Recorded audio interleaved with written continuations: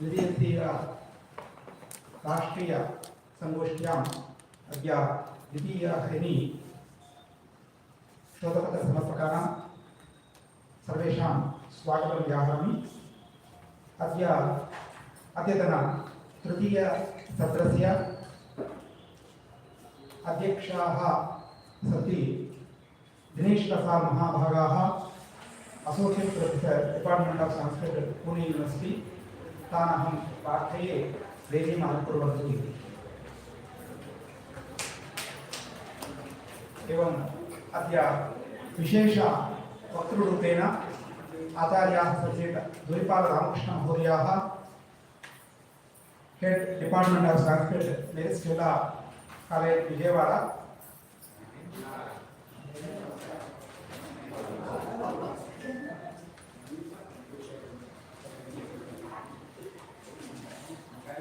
एतेभ्यः स्वागतं व्याहरामि।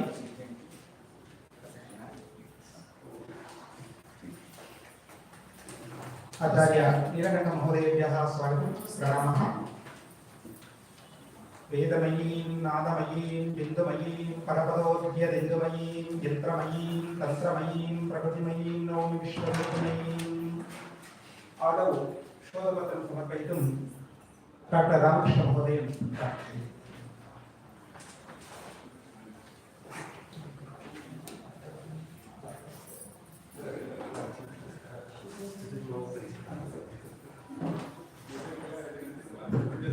गुरुब्रह्मा गुरुर्विष्णु गुरुर्देवो महेश्वरः गुरुसाक्षात् परं ब्रह्म तस्मै श्री गुरवे नमः।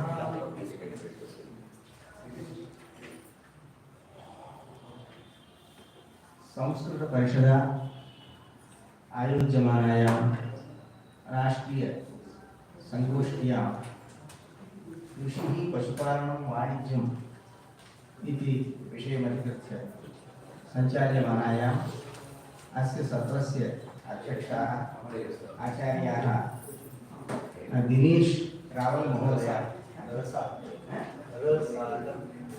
दिनेश रसाल महोदयाः, क्षम्यतां, दिनेश रसाल महोदयाः, तथैव अस्माकं परमादरणीयाः आचार्य के नीलकण्ठं महोदयाः, सपत्नीकाः अत्र उपस्थिताः वरलक्ष्मी महाभागाः, सुब्रह्मण्यं महाभागाः, अन्ये मित्राणि सर्वेषाम् अहं सप्रश्रयं प्रणम्य मदीयं विषयं भवतां पुरतः उपस्थातुमिच्छामि। मदीयः विषयः संस्कृतवाङ्मये करविधानम्। अतिविस्तृते संस्कृतवाङ्मये राज्ञां पालनम् अधिकृत्य बहवो अंशाः विशदीकृताः सन्ति। तत्र राज्ञः सृष्टिः कथमभूत् इति ज्ञापयन् मनुः एवमाह। अराजके हि लोकेऽस्मिन् सर्वतो विद्रुते भयात् रक्षार्थम् अस्य सर्वस्य राजानम् असृजत् प्रभुः इति। स्वे स्वे धर्मे निविष्टानां सर्वेषाम् अनुकूलवशः वर्णानामाश्रमाणां च राजा सृष्टोऽभिरक्षिता इति। तथा सृष्टं राजानं सैव एवम् उपदिशति। यथा सांवत्सरिकमाप्तैश्च राष्ट्रादाहारयेत् बलिं सांवत्सरिकम् आप्तैश्च राष्ट्रात् आहारयेत् बलिं। बलिना कर केवलं सांवत्सरिक एन्युअल टैक्स मध्ये मध्ये सर्वदा नास्ति। क्रयविक्रयमध्वानं भक्तं च सपरिव्ययं योगक्षेमं च सम्प्रेक्ष्य वणिजो दापयेत् करान्। विशिष्य वणिजां विषये करग्रहणम् उक्तम्। यथा फलेन युज्येत राजा कर्ता च कर्मणां तथा वेक्ष्य नृपो राष्ट्रं कल्पयेत् सततं करान्। स्वस्य फलं भवतु, कर्ता यः भवति तत्तत् कर्मणां कर्ता तस्यापि फलं भवति। उभयोः फलं दृष्ट्वा तदनन्तरमेव करः ग्राह्यः इति तत्र विशेषरूपेण तत्र वक्तम् उक्तमस्ति। राजा विविधकर्मणां कर्तारस्य यथा फलभाजः भवेयुः तथा समीक्ष्य राज्ञा सततं करात् कल्पनीयाः इति च मनुः शासितवान्। मनुः इदानीं मानवता मानवता मानवगुण एवं उच्यते ह्यूमन् रैट्स् इत्यादि। ह्यूमन् रैट्स् विषये मनोः हृदयम् एवं वर्तते। अत्र कविकुलगुरोः कालिदासस्य दिलीपवर्णनावसरे प्रजानामेव भूत्यर्थं शताभ्यो परिमग्रहीत् सहस्रगुणमुत्स्रष्टुम् आदत्ते हिरसं रविः इति श्लोकम् अनुसन्धानमर्हति। राजा करग्रहणे कीदृशो भवेत् इत्यत्र आदिकवेः भगवतः वाल्मीकेः वचनं राममुखात् इत्थम् उद्गतं यथा कच्चित् त्वां नावजानन्ति याजकाः पतितं यथा उग्रप्रतिगृहीतारं कामयानमिव स्त्रियः इति। वनवासी रामः द्रष्टुमागतं भरतमुद्दिश्य कुशलं पृष्टवान्। राजा उग्रप्रतिगृहीता न भवेत् इत्याशयः तत्र स्पष्टो वर्तते। तर्हि राज्ञा कथं करोग्राह्यः इत्यत्र श्रीमहाभारते शान्तिपर्वणि राजधर्मानुशासनपर्वणि अष्टादशतमे अध्याये भीष्मः युधिष्ठिरमेवम् उपदिष्टवान्। तद् यथा मधुरोऽहं दुहेद्राष्ट्रं भ्रमरा इव पादपम् मधुरोऽहं दुहेद्राष्ट्रं भ्रमरा इव पादपम् वत्सापेक्षी दुहेच्चैव स्तनांश्च न विकुट्टयेत् పొదుపుకోసుకోకూడదు అని నాకు తెలుగులో పాలు పిండుకోవాలి కానీ పాలు పితుక్కోవాలి కానీ పొదుపు కోసుకోకూడదు. వత్సాపేక్షి మధ్య తెలుగు భాష మొత్తం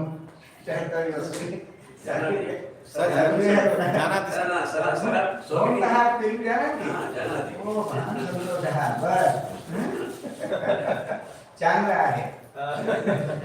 वत्सापेक्षी दुहेच्चैव स्तनांश्च न विकुट्टयेत् जलौकावत् पिबेद्राष्ट्रं मृदुनैव नराधिपः व्याघ्रीव च हरेत् पुत्रान् सन्दिशेन्न च पीडयेत्। यथा व्याघ्री स्वपुत्रान् स्वीकृत्य गच्छति तथा यथा शल्यकवानाकुः यथा शल्यकवान् आकुः आकुः मुष्ट पदं धूनयते सदा अतीक्ष्णेनाभ्युपायेन तथा राष्ट्रं समापिबेत् अल्पेनाल्पेन देयेन वर्धमानं प्रदापयेत् ततो भूयस्ततो भूयः क्रमवृद्धिं समाचरेत् दमयन्निव दम्यानि शश्वद्भारं विवर्धयेत् मृदुपूर्वं प्रयत्नेन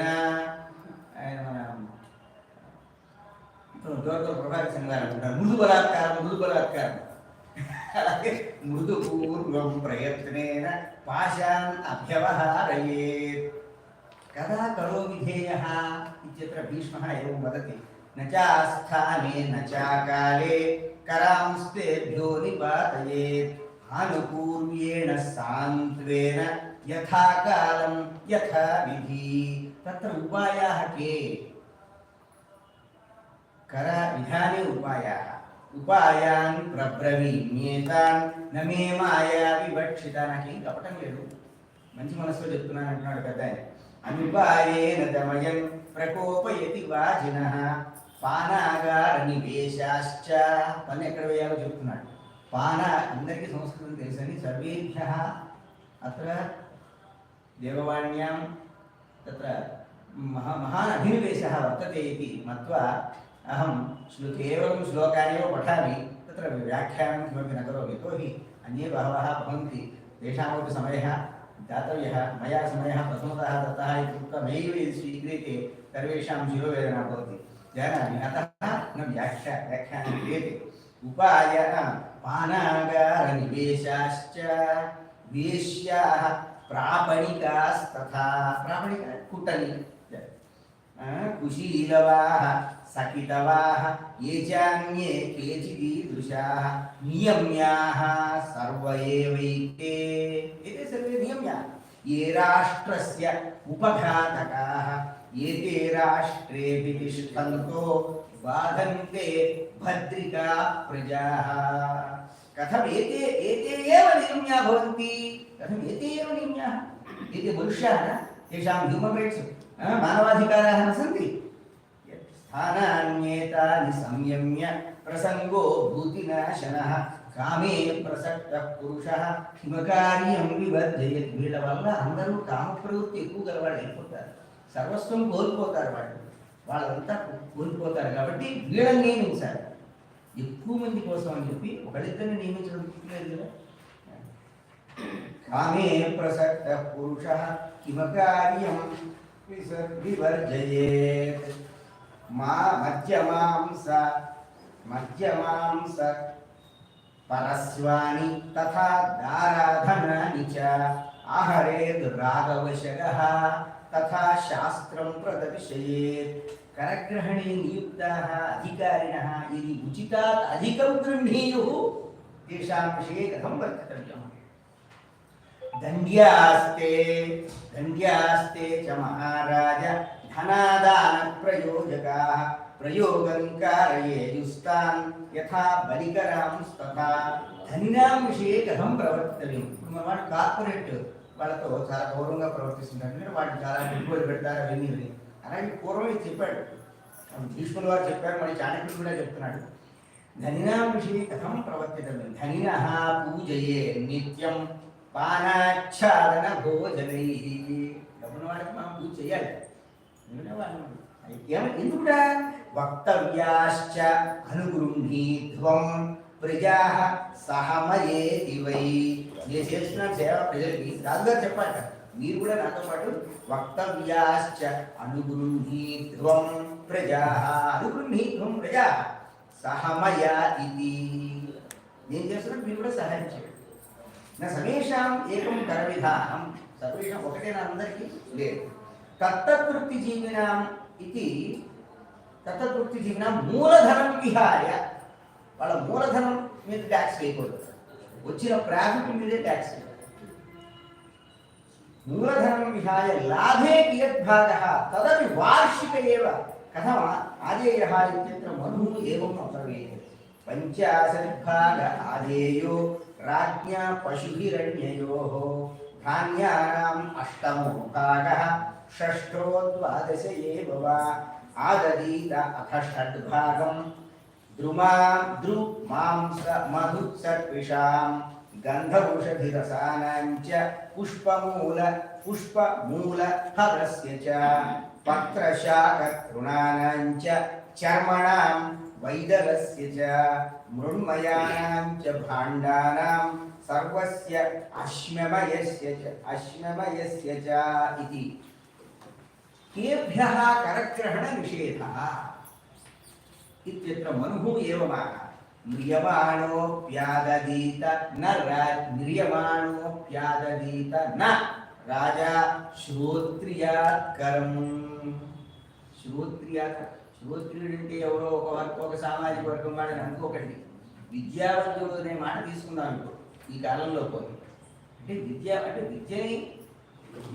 విద్యావంతుడై విద్యని ప్రదానం చేయడం కోసమే సర్వస్వం అదే సర్వస్వంగా భావించేటువంటి వాళ్ళ అలాంటి త్యాగమూర్తులు అనుకుందాం అంతేగాని పోయి మీకేదో ఎవరికైనా ఏదైనా కూడా నొప్పిగా అనిపిస్తే ఇదే వాళ్ళు ఎవరు లేరు ఇక్కడ పొరపాటు అనిపిస్తే అలా తీసుకోవచ్చు దానికి మనం వ్యాఖ్యానం చేయవచ్చు శ్రోత్రియుడి నుంచి కరం తీసుకోకూడదు అల్పయేవ కరోగ్రాహ్య ఇత్యత్ర కేశాం తథా అనుగ్రహణం ఇత్యత్ర ఎవరి దగ్గర కొంచెమే తీసుకోవాలంటే సహ ఉపదిశితి ఇత్థం యత్కించిదపి వర్షస్య దాపయేత్కర సంహితం వ్యవహారేణ జీవంతం చిన్న పనులు కుర్రం వాడి వాడి వ్యవహారం అంటే జీవంతం రాజా రాష్ట్రే పృథగ్జనం సూత్రుల దగ్గర నుంచి కూడా ఏదో కాయకష్టంగా పనిచేసేవాడు వాళ్ళ దగ్గర 9 వచ్చేది తీసుకోవాలని చెప్పాడు అలాంటి మాట తర్వాత వస్తుంది ఇక్కడే వచ్చింది కారుకాంశిల్పినశ్చైవ శూద్రాంశ్చ ఆత్మోపజీవినః ఏకైకం కారయే కర్మ మాసి మాసి మహీపతిః నెల రోజులు పనిచేస్తూ ఉంటే వాళ్ళు ఒకరోజు రాష్ట్రం కోసం పనిచేయనైనా అదే ట్యాక్స్ అన్నట్టు శూద్రుడు అంతకన్నా ఎక్కువ కష్టపెట్టకూడదు అన్నట్టు ఇది మనువు చెప్పిన మాట ఇది మనునా ఏమముక్తం ఏతత్ సర్వం అపరిశీల్య किमपि किमपि वदन्ति इदानीन्तनाः मनुविषये वा अन्येषां विषये वा मूलग्रन्थः अवश्यम् अध्येतव्यः तत्र भाषान्तरीकरणग्रन्थाः न अध्येतव्याः ततः यज्ञानं सम्पादितं तेन तत्र उच्चैश्वरेण उच्यते चेत् अस्माकं किं न छिन्नम् अस्माकं किमपि छिन्नं वा न मनुः अतीव महान् मानवतावादी एकैकं कारयेत् कर्ममासि महीपतिः करत्यागम् एवम् अधिककरग्रहणं च निषेधति करत्यागं मास्तु अधिककरग्रहणं मास्तु नोच्छिन्द्यादात्मनो मूलं పనులు వసూలు చేయవు నీ మూలం పోతుంది కాబట్టి నోచ్ఛింద్యాదాత్మనో మూలం పరేషాంచ అతి తృష్ణయా ఉచ్ఛిందన్ హ్యాత్మనో మూలం ఆత్మానం తాంశ్చ పీడయేత్ ఏతత్ సర్వం మరునా ఉక్తం భీష్మేన ఉక్తం రామాయణేన ఉక్తం రఘువంశే కాళిదాసేన ఉక్తం ఇదాनीम् अर्थशास्त्रे कौटिल्येन उच्यते तो हि अर्थशास्त्रीयभाषा तत्र कठिना भवति इदानीम् अस्माभिः या प्रयुज्यमाना वर्तते सा भाषा ततो भिन्ना वर्तते यद्यपि वयं ग्रान्थिकभाषां भाषां व्यवहरामः इदानीं सरलभाषा उपयुज्यते सर्वत्र सरलभाषा केवलं सरलभाषा एव यदि उपयोक्तव्या इति चेत् एतादृशानां ग्रन्थानां तत्र अवगतिर्न भवति अतः मया अन्ते अर्थशास्त्रविषयः स्थापितः विश्वस्यास्य सन्दृश्यमानस्य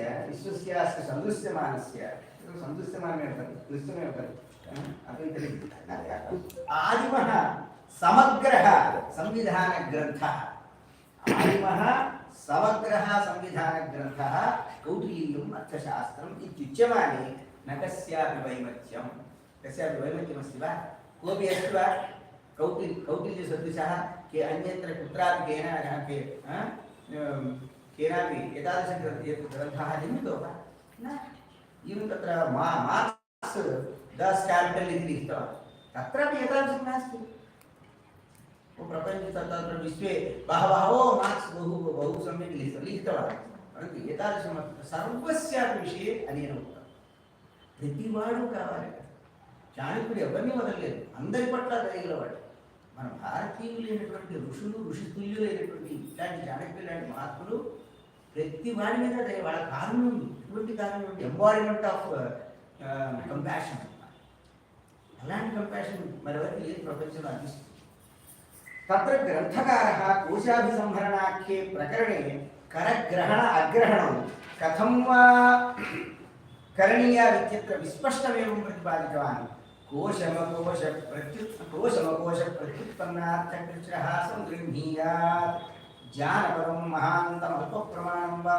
देवमातृकं प्रभूतधान्यं धान्यस्यांशं द्वितीयं चतुर्थं वा याचेत यथासारं मध्यम् अवरं वा धान्य निष्पादनानन्तरं तत्र तृतीयांशः चतुर्थांशः देवमातृकाः यत्र भवन्ति तत्र प्रभूतधान्यम् इति भवति तर्हि नदीमातृकाः एव सम्यक् फलन्ति इति वयं जानीमः देवमातृकासु तत्र फलं कदा भवति एकदा भवति एकदा न भवति दुर्गसेतुकर्म मणिपथ शून्यनिवेश खनि द्रव्य हस्ति वन कर्मोपकारिणं प्रति अंतम अल्पम अल्पप्राणं वा न याचेत వీళ్ళని యాచించనేకూడదు కలం బిడదిగ్రే అడగనేకూడదు అన్న కష్టపడి పనిచేసేవాడు బిడదు ధాన్య పశు హిరణ్యాది నివిశమానాయ ఎవరన్నా నివేశన స్థలం అన్నమాట ఇల్లు కట్టుకునేవాడి మీద ఇవ్వాలి ధాన్య పశు హిరణ్యాది సమాపయ శీఘ్రం సమాపయ వివరణం నగరిష్యాలి चतुर्थंशं धान्यानां वीर्यभक्तशुद्धं च हिरण्येन क्रीणीयात् अरण्यजातं श्रोत्रियस्वं च परिहरेत् तदपि अनुग्रहेण क्रीणीयात् तस्याकरणेव समाहर्तपुरुषाः ग्रीष्मे कर्षकाणाम् उद्वापनं कारयेयुः प्रमदापन्नस्य अत्यं प्रमदापन्नस्यात्यं द्विगुणमुदाहरणतो बीजकाले बीजलेख्यं कुर्युः निष्पन्ने हरितपक्वावदानं वरयेयुः अन्यत्र शाककटभङ्गपुष्टिभ्यां देवपितृपूजा दानार्थं गवार्थं वा भिक्षुकग्रामभृतकार्थं वा राशिमूलं परिहरेयुः स्वस्य अपहारिणः प्रतिपात्रे अष्टगुणः परस्य अपहारिणः 50 गुणः सीतात्ययः स्ववर्गस्य बाह्यस्य वधः चतुर्थमंशं धान्यानां षष्ठं वन्यानां कौशय गन्धपुष्पफलशाखपण्यानां काष्ठवेणुमांसवल्लूराणां च गृह्णीयुः दन्तादिनस्य अर्थम् अनिसृष्टं क्रीडानस्य पूर्वसाहसदण्डः इति कर्षकेषु प्रणयः प्रणय అనే మాటకి వసూలు అని అర్థం ప్రణయం అంటే ఇప్పుడు మనకి ఏదో ప్రణయం ఆ ప్రణయం కాదు ఆ అర్థశాస్త్ర ప్రణయానికి వసూలు ఇక్కడ వసూలు మహాభాగः రసాల్ మహాభాగः ఇది వసూలు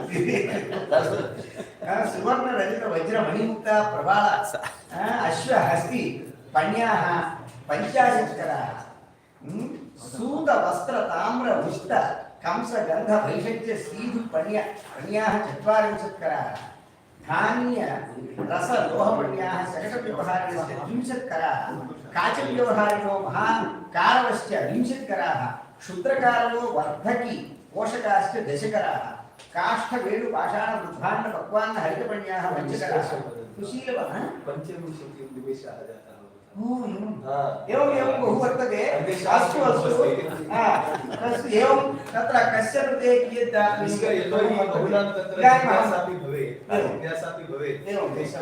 अन्यः विषयद्वयम् उक्त्वा एवं तत्र अस्माकं संस्कृतशासनेषु शासनानि बहूनि सन्ति मया सर्वं सङ्कलय्य A study of Sanskrit inscriptions in Andhra Pradesh यदा तेलंगाना विभक्त विभक्तः तदानीं मया कृतं सर्वं संस्कृतशासनम् एकीकृत्य तत् पुस्तकं प्रकाशितं श्रीवेङ्कटेश्वरविश्वविद्यालयेन तत्र शासनेषु सर्वत्रापि सर्वकरपरिहार इति अग्रहारादिकं भूमिदानम् इत्यादि कृतम् अतः तत्र एक एव श्लोकः यतोहि बहु श्लोकाः मया एकैव भगिनी लोके सर्वेषां भूभुजामपि एकैव भगिनी लोके सर्वेषां भूभुजामपि न भोग्या न करग्राह्या विप्रदत्ता वसुन्धरा इति तत्र करग्रहणं न कार्यमिति लिखितं वर्तते अनन्तरं गणपतिदेवमहाराजः काकतीय गणपतिदेवमहाराजेन तत्र आन्ध्रप्रदेशीय गुंटूरु मंडले बापट्लपट्टण समीपे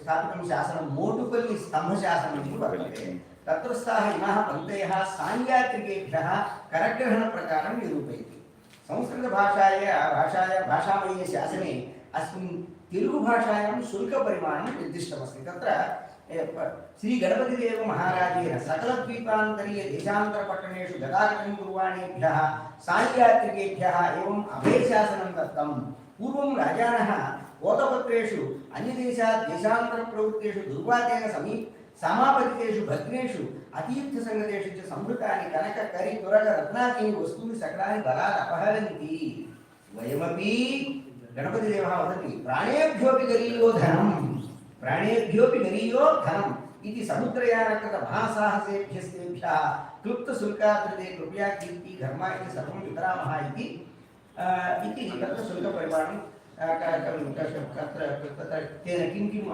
आनीतं तत्र किं कियत् तत्र दातव्यम् एतत् सर्वं लिखितवान् एवं संस्कृतवाङ्मये करत्यागे करग्रहणे च अनुसरणीयाः प्रकाराः समग्रं स्पष्टं दर्शिता इति शम् एतावत्पर्यन्तं मम विषये परमानुग्रहेण सर्वैः श्रुतमिति मन्ये सर्वेषां भवतां धन्यवादाः तथा अध्यक्षाणामपि धन्यवादाः यदि यत्किमपि प्रष्टव्यं चेत् धन्यवादाः महोदय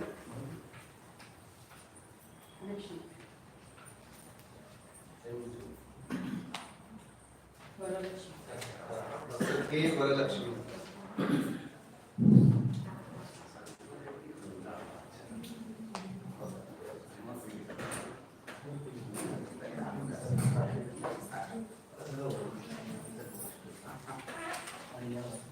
नमस्ते।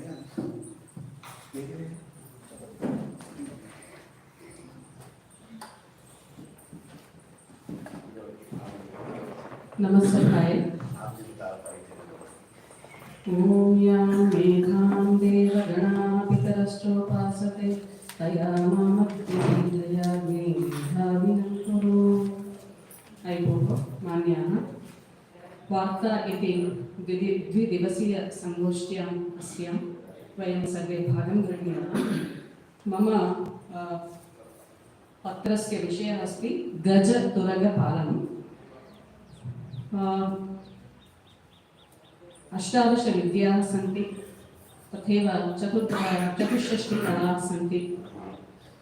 अत्र गजतुरगयोः शास्त्राणि प्रभूतानि अस्माकं साहित्ये संस्कृतवाङ्मये उपलभ्यन्ते। अग्रिमं पश्यतु। काव्यप्रकाशे मम्मटः काव्यहेतुम् उल्लिखति। तत्र स्पष्टतया व्याख्याने वदति शास्त्राणां छन्दो व्याकरणाभिधानकोशकला चतुर्वर्ग गजतुरग तज्ञादि लक्षणग्रन्थानाम् अवेक्षणात् काव्यरचनायां निपुणतां प्राप्यते. So these are the requisites of a poet to compose a poem.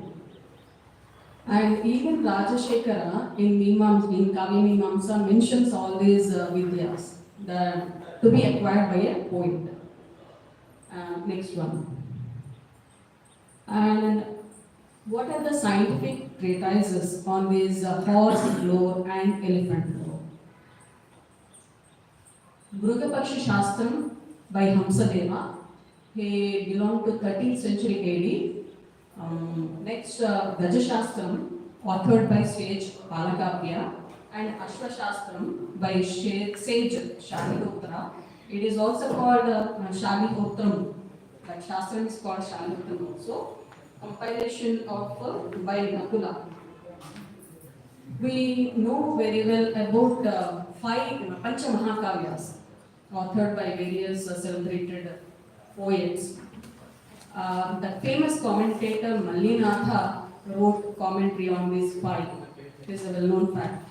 And in his commentary, Mallinatha mentioned numerous horse lore and treatises on horse lore and elephant lore. But I have referred to these treatises, and there are some more treatises, namely Shiva Tattva Ratnakara. This is a very famous book, and it covers all aspects of human life. And he describes even Kukutas, Ajas, which are not found in other treatises. Shiva Tattva Ratnakara. Next, Arthashastram also describes about these two, Ashwas and Gajas, elephants and horses. Bruhat Samhita also mentioned these topics. Next one, and according to Gaja Shastram, animal sanctuaries are divided like this. According to modern zoology, this is called Elephantida family, Proboscidea order. 8 natural habits of elephants are mentioned. Chedi country, which was ruled by Shishupala, Dasharna, Angareyaka, Kalinga, Aparanta, Saurashtra, Panchanaga, Kirata Vishaya, Paschima, Vayavya, Uttara, Ishanya. Next one. In this Gaja Shastram, comparative morphology of elephants is described. So elephants are geographically in their color and size of the body, length of the tusk and trunk, etc. According to this, classification is found based on these characteristics. Comparative morphology of elephants is displayed in this Gaja Shastram. The data presented in the text is like that of modern naturalists and zoologists. I compared the modern zoology and this elephant Gaja Shastram, ancient Gaja Shastram. Elephant belong to Prachimana. One example is given. Elephant belong to Prachimana are tawny colored with short nails, stout proboscis and large abdomen, etc. Next one. In Amarakosha, Paryayavacha Shabdas are given for every word. For example, Hasti, Dantin, Dantavala, Hastin, Virada, Anekapa, Vipa, Matangaja, Gaja, Naga, Kunjara, Varana, Karin, Ibha, Samberama, Padmin, Gaja, Karenu, Pilu. Similarly, I'm going to cover even the aspect of Ashwas. So Ashwa, Paryayavachi are Ghotaka, Viti, Turaga, Turanga, Ashwa, Turangama, Vajin, Vaha, Arvan, Gandharva, Aya, Sanindhava, Sakti, Taksha, Hari. So according to Amarakosha, these are Paryayavachi Shabdas. But when we look into these two laws, horse lore and elephant lore, they are different, what we say, prabhedas, different classes. So, for example, Saindhava is mentioned. The horse which was born in Sindhu country is called Saindhava. Not every horse is called Saindhava. So, like this, every name, every entry, dictionary entry, that particular horse has different characteristics. It is different from the remaining. Next one. So, for example, 3 pure breeds are mentioned. By when we listen to stories during our childhood, the line runs like this: Raju Bhadragajam neki Ureginadu. Bhadragajam. Bhadra is one breed. So Bhadra, Manda, Mruga. Like that, 18 mixed breeds are there. And intricacies of classification and characterization of pure and mixed breed of elephant are very astonishing to the modern people. Next one. So there are two main categories according to the warfare. Because why these elephant lore and horse lore are developed into sciences? Because in olden days, kings, kingdoms, and that system was there. And wars, people, rulers used to wage wars, and for that, Chaturvidha Sena was required. Horses and elephants played significant role in warfare, like Padake Sena, Ashwadalam, Gajadalam, Rathabalam. These are the 4 brothers. So for that purpose, people are appointed to captivate elephants from the wild sanctuaries. And there are doctors, veterinary doctors, were appointed to classify the elephants, like war elephants and working elephants. Which are war elephants? Based on their principles of, based on the elephant lore, the experts used to divide them. Good quality elephants are trained for warfare, and remaining are used for loading the load carriers. And they were considered formidable instruments of war during ancient period. Next, large number of veterinary doctors, scholars of elephant lore, trainers for warfare, and caretakers, shampooers were appointed for elephant care. Next. For their diet and medication is also mentioned elaborately in the elephant lore. Main feature is that we know that elephants are herbivores, shakahari, but they are turned into carnivores, meat eaters. Intoxicated drinks like grape wine were offered to make them fit for warfare, so that they can pounce on the enemy and kill the enemy army. So veterinarians prescribe Ayurvedic medicines as per elephant's lore for ailments of elephants. These are the medication: hing, shunti, jaggery, savachala, etc. are offered to elephants to mitigate the pain. Next let us come to horse lore. Here, cavalry, we know, just now I explained about the Ashvika Balam, is also one of the Chaturveda Balam, Chaturangam. So all the aspects of horses were observed and recorded in the Ashwashastras. The knowledge of horse lore was transmitted from one generation to another generation Based on the characteristics of horses, our ancestors chose the best horse for warfare. Horses of inferior qualities were used as load carriers, just like that of elephants. And those are the categories. Based on the avatars, the physical characteristics. One of the physical characteristics is avatars. Avatars means hairy circulation, hairy circulation. Avatars on forehead are considered to be the best one. Best ones, avatars in forehead. Next one, Vrishabhavata. You can find the characteristics in the images. So according to this avatars, on the forehead, horses are classified into the best, mediocre and mean. Next one. Here external anatomy, characteristics, age, regional division of horses' body, avatars or circular hairy formations on the body of horses, pundras, ways of name, smell, shade and prod, bloodstock, color, training and riding of horses are mainly found in this text. All these are described in the verses.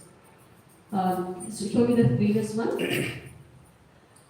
Yeah, here also pundras, various pundras on the forehead are displayed. Next. What is the contemporary value of this ancient elephant lore or horse lore? Do we use them in the contemporary society? No, because technology has been improved and we have modern transportation. But still we use them in the army, in the rituals, in the temples. So we have to take care of these, one of the creation. So what is that? Our ancestors had awareness of environment. They were environmentalists, conservationists of animals, because they maintained animal sanctuaries. In Arthashastra, Chanakya instructs the kings to maintain sanctuaries, wild animal sanctuaries. He says that some land should be allotted to maintain animal sanctuaries. Veterinary science was well developed. They took precautions to minimize animal extinction. Animal care was given importance. Elephant lore, horse lore were emerged as an independent treatises since these two animals played a pivotal role in warfare. These two have importance even in modern days, just now explained, because even our army possesses this cavalry. Usage of helmet, even elephants are used in the army in Himalayan region, in that kind of region where vehicles cannot reach.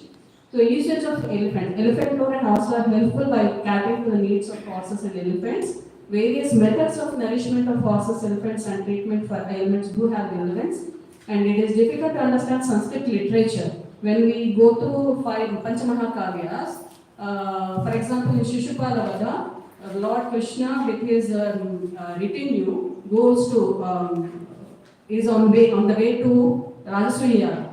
There, the poet Magra describes Vrushabhas, horses, elephants, and their prod, etc.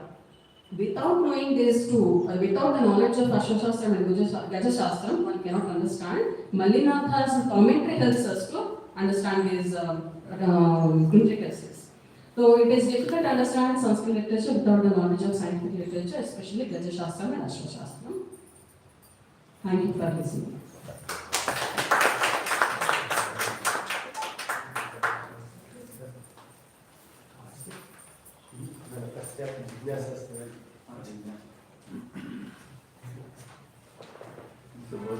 यद्यपि भवत्या उक्तं तत्र अस्य नामानि तत्र अमरकोशादिषु यद्यद् अस्ति तत् भिन्नं तत्र इत्यपि अस्माभिः, परन्तु तर्कशास्त्रे एवं वर्तते सैन्धवमानया इति वर्तते।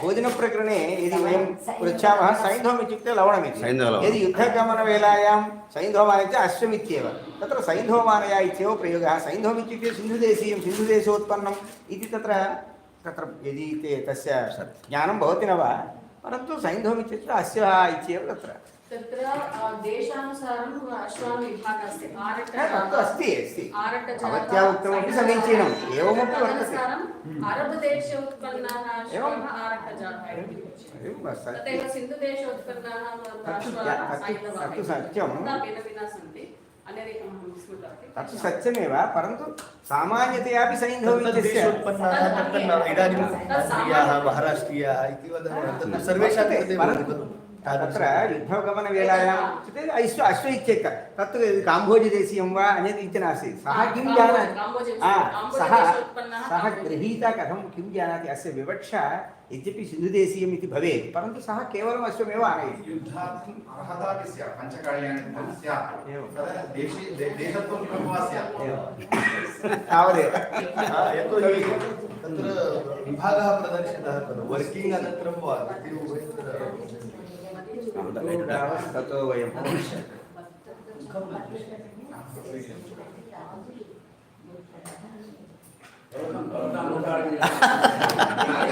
सर्वे जानन्ति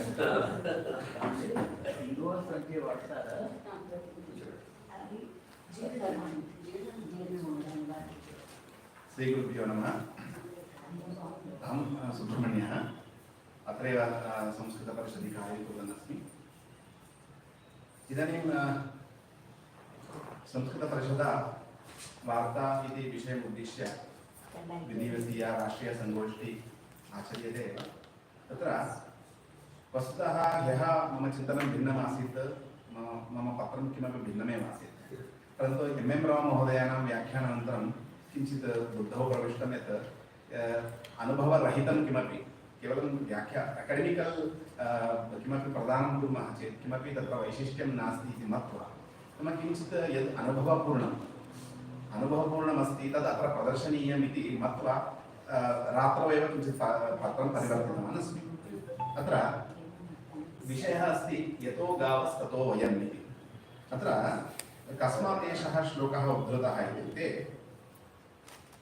महाभारतस्य अनुशासनिकपर्वतः तत्र विषयः स्वीकृतः गावै पश्याम्यहं नित्यं गावः पश्यन्तु मां सदा गावोऽस्माकं वयं तासां यतो गावस्ततो वयम् अनेन पत्रेण इतः पूर्वं महोदयः मानवाधिकाराः इति वदन् आसीत् इदानीं गो अधिकाराः इति विषये अहं किञ्चित् वक्तुम् अत्र प्रयत्नं करोमि तत्र पश्वधिकाराः तत्र पशुषु पशुपालनमपि अन्तर्गच्छति इति कृत्वा पशुषु विशिष्य अहं गोविषयकं तत्र गोसम्बद्ध अधिकाराः के विशिष्य वैदिकसाहित्ये उपलभ्यमान विशिष्य ऋग्वेदे उपलभ्यमान मन्त्रैः अत्र किञ्चित् गो अधिकाराः के भवन्ति इति अत्र अहं समन्त्रं प्रदर्शयितुम् इच्छामि इदानीम् अत्र विषयः पशुपालन संस्कृतसाहित्ये पशुपालनं पशुचिकित्सा पशु आहारः एवञ्च एनिमल् केर् पशूनां संरक्षणं कथं करणीयम् इम्पार्टेन्स् आफ् एनिमल्स् एवञ्च एनिमल् बिहेवियर् इत्येतेषु विषयेषु किञ्चित् अहं सर्वस्मात् किञ्चित् शास्त्रं सङ्गृह्य अहम् अत्र वक्तुम् इष्टवान् आसम् परन्तु अत्र मम विषयं सीमितं करोमि तत् गो अधिकाराः इति विषये मम अत्र भवति इदानीम् अत्र मन्त्राः दृश्यन्ते सर्वेपि मन्त्राः ऋग्वेदसम्बद्धाः मन्त्राः इदानीम् अत्र अघन्या अथवा अग्न्या इति शब्देन गौः न हन्या इति अत्र कीर्तितं वर्तते तत्र श्रावयितुम् इच्छामि महोदयः अग्रे नदतु ॐ किं गृह्णवदेव सुपत्नी वसूनां वत्समिच्छन्ति मनसा विजागात् दुहामश्विभ्यां पयो अज्ञेयं सावर्धतां महदे सौभगाय सूयवसाद् भगवती भूयाथो वयं भगवन्तस्याम अध्यतृणमग्ने विश्वदानीं पिब शुद्धमुदकमाचरन्ति अस्य श्रेष्ठा सबलस्य संदृग्देवस्य चित्रतमा मध्येषु शुचिकृतन्नतप्तमज्ञाया स्मारादेवस्य मोहने वधेनो महान्तं दोषमुदचानिं कस्य सन्तां कुल्याविशितां पुरस्तात् कृतेन ज्ञाः पृथ्वीभ्यं सुचित्रमाणं एतस्य कारजदेशोक्तैरग्रे एवम् अत्र यदा अहं तत्र 13 वर्षे अधीतवान् परन्तु सर्वं जानन्ति आत्मा वै पुत्रनाम अस्ति आत्मा वै पुत्रनाम अस्ति अतः मम पुत्रः एव अत्र वर्तते अहमपि अत्र वर्ते इति मत्वा एवम् अत्र नेक्स्ट् इदानीम् अत्र सर्वत्र अघन्या अघ्न्या इति शब्देन अत्र एषा हन्तुम् अयोग्या न हननीया इति अत्र विषयः अत्र उक्तः वर्तते क्वचित् अघ्न्या शब्देन गोः एव साक्षात् गोः एव अत्र व्यवहारः कृतः वर्तते तर्हि किमर्थम् अत्र मया उक्तं तत्र अनुभवसहितम् अत्र विषयं प्रस्तौमि इति अत्र मम कः अनुभवः अत्र इत्युक्ते अहं पशुपालनं तु न कृतवान् परन्तु मम पिता कृतः अहं 7 वर्षपर्यन्तं गोभिः सह जीवनं कृतवान् गोदुग्धं पीतवान् अत्र किञ्चित् एकां कथां श्रावयितुम् इच्छामि तत्र वैशिष्ट्यं तत्र गोभिः सह किं तत्र तात्पर्यं मम इत्युक्ते तो मम माता प्रायः 10 वर्षाणि यावत् सन्तोषमाता व्रतम् आचरितवती आसीत् तो सन्तोषमाता व्रतप्रभावात् गृहे कपिलगवां सन्ततिः आसीत् 30 गवानां समूहः मम गृहे आसीत् तदा तस्मिन् काले अहं यदा बालः आसम् एवञ्च 10 वर्षेषु श्रावणपूर्णिमायाम् उत्पन्नानां कपिलानां गवामपि सन्ततिः तत्र आसीत् तत्र शास्त्रेषु उक्तं वर्तते कपिला गौः या भवति सा अत्यन्तं श्रेष्ठा तत्र श्रावणमासे प्रसूता गौः इतोपि श्रेष्ठा तत्रापि पूर्णिमायां प्रसूता गौः अत्यन्तं श्रेष्ठा इति तत्र क्रमे अहमपि श्रावणपूर्णिमायाम् उत्पन्नः अतः सन्तोषमाता व्रतप्रभावात् मम नाम सन्तोषः इत्येव गृहे मां सन्तोषः इत्येव व्यवहरन्ति एवं प्रायः 10 वर्षेषु प्रायः 6 गावः श्रावणपूर्णिमायाम् उत्पन्नाः एवञ्च किं वैशिष्ट्यं तस्याः इत्युक्ते अहं प्रायः बाल्यावस्थायां दृष्टवान् इति अनुभवामि तत्र गोमूत्रं पातुं कपिला गौः मूत्रं पातुं प्रायः 3 वादनतः मम गृहे प्रायः 100 जनाः तत्र क्यू मध्ये तिष्ठन्ति स्म तत्र पात्रं गृहीत्वा मम कृते इति कलहः 30 गावः 30 एव गावः परन्तु समूहः तु 100 जनाः आगच्छन्ति स्म मूत्रं पातुं तत्र नीरोगत्वं प्राप्त्यर्थं तत्र कपिल गौः मूत्रं देयम् इति शास्त्रे विहितं वर्तते तत्र विशिष्य एषा श्रावणमासे उत्पन्ना गौः विशिष्य पौर्णिमायाम् उत्पन्ना गौः इति कृत्वा एवञ्च अत्र एतत् पावित्र्यम् अस्ति श्रावणमासे प्रसूतायाः गौः पावित्र्यं तु अस्ति शक्तिरपि वर्तते कीदृशी शक्तिः इति पुनः एकां कथां श्रावयितुम् इच्छामि अहं यदा भाग्यनगरं सप्तमे वयसि अत्र भाग्यनगरं प्राप्तवान् परन्तु मम पिता कृषिकार्यं तु कुर्वन्नेव आसीत् तो शकट क्रीडा भवति स्म भवन्तः जानन्ति संक्रान्ति अवसरे शकटोत्सवः भवति तो ग्रामे मम गृहे तो कपिला पुंगौः अपि आसन् गावः अपि आसन् तर्हि तत्र शकटेषु तौ बद्ध्वा पुंगौः इत्युक्ते तौ इति अत्र विशेषणं करोमि तौ बद्ध्वा सः शकटक्रीडां करोति स्म तत्र सर्वदा विजयः प्रथमो वा द्वितीयो वा भवति स्म एकवारम् अहं स्मरामि उपविष्टवान् अपि आसम् शकटे सः मां बद्धवान् एकत्र अत्र उपविशतु भवान् पतति अतः अहं भवतः बन्धनं करोमि इति बद्धवान् माम् एवञ्च तत्र शकटे उपविष्टवान् इतो शकटे उपविश्य अतः तद् गावः धावन्ति शक्तिः तेषां तीक्ष्णता कपिलत्वात् अथवा श्रावणपूर्णिमा प्रसूतत्वात् वा अथवा पौर्णिमा प्रसूतत्वात् वा भवतु परन्तु तेषां तीक्ष्णता शक्तिः वस्तुतः स्त्री गौः चेत् तत्र दुग्धं ददाति पावित्र्यं भवति पुंगौः तो शक्तिः भवति तस्य इति कृत्वा इतोपि एवञ्च मम इतोपि अनुभवाः सन्ति गाभिः सह तत्र रात्रौ मम पिता चित्रं द्रष्टुं गच्छति स्म सप्ताहे एकवारं तो अहमपि अत्यन्तं बालः आगमनसमये रात्रौ 10, 11, 12 वादनं भवति तो पिता तो गाः बद्ध्वा सः शयनं करोति स्म तौ गौः गृहम् आगच्छन्ति स्म अतः नाम तीक्ष्णता तो तत्र मार्गदर्शनं नापेक्षितमासीत् एवञ्च अभ्यस्ताः गावः इत्यपि एतत् वैशिष्ट्यम् एवम् इतोपि अत्र गाभिः सह गोभिः सह अत्र इतोपि अत्यन्तं विशिष्टाः अनुभवाः अत्र सन्ति एवञ्च अतः एकं विषयम् अत्र प्रदर्शयितुम् अहम् इष्टवान् एवञ देवताधिकारः अपि अत्र गवां वर्तते अग्रिम स्लैड् मध्ये ओम आगावो अग्मकृतभद्रमक्रन्तिं गोष्ठेर्णयं तस्मै प्रजापति पुरुरोपाः यहस्य रुद्राय पूर्वे सुसोधानामः इन्द्रो यज्वने प्रणतेन शिक्षति एषः सूक्तः षष्ठे मण्डले 28तमः सूक्तः भवन्तः द्रष्टुं शक्नुवन्ति अत्र गोसूक्तम् इति उच्यते देवता अपि गौः एव अग्रे एवञ्च तृतीय मन्त्र अत्र श्रवणे पुनः अन्येषामपि समयः हतः भवति इति कृत्वा अहम् अग्रे सरामि वस्तुतः मन्त्राः श्रोतव्याः अग्रे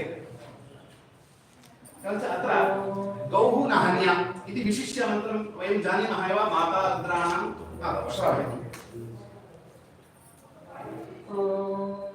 माता रुद्राणां सुहितावसो नाम स्वसादित्यानां अमृतस्य माभिः तन्वोचं चिकिदुषे जनाय मागामरागामदितिं वधिष्ठा इत्येवम् एषः एकः अधिकारः अग्रे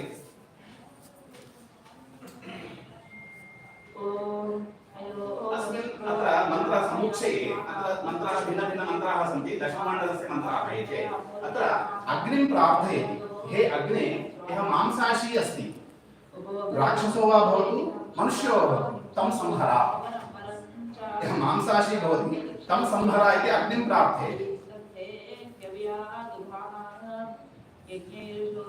एतेन किं ज्ञायते तर्हि मांसस्य आहारः मांसं कदापि न स्वीकर्तव्यम् इति वेदोक्तं विषयः परन्तु वयं तत्र इदानीं साम्प्रतिके काले रामः अपि तत्र मांसाहारी आसीत् इत्यादि सर्वं वदन्ति परन्तु वेदेषु किं निहितमस्ति इत्युक्ते यः मांसाहारी भवति सः हन्तव्यः इत्येव गोहनं यः करोति सः अपि हन्तव्यः एव मांसाहारं यः करोति विशिष्य गों गाः बद्ध्वा हत्वा यः अशनं करोति सोऽपि हन्तव्यः राक्षसोऽपि वा भवतु सः मनुष्योऽपि वा भवतु इति एवञ्च तत्र इतोपि विशेषाः तत्र वर्तन्ते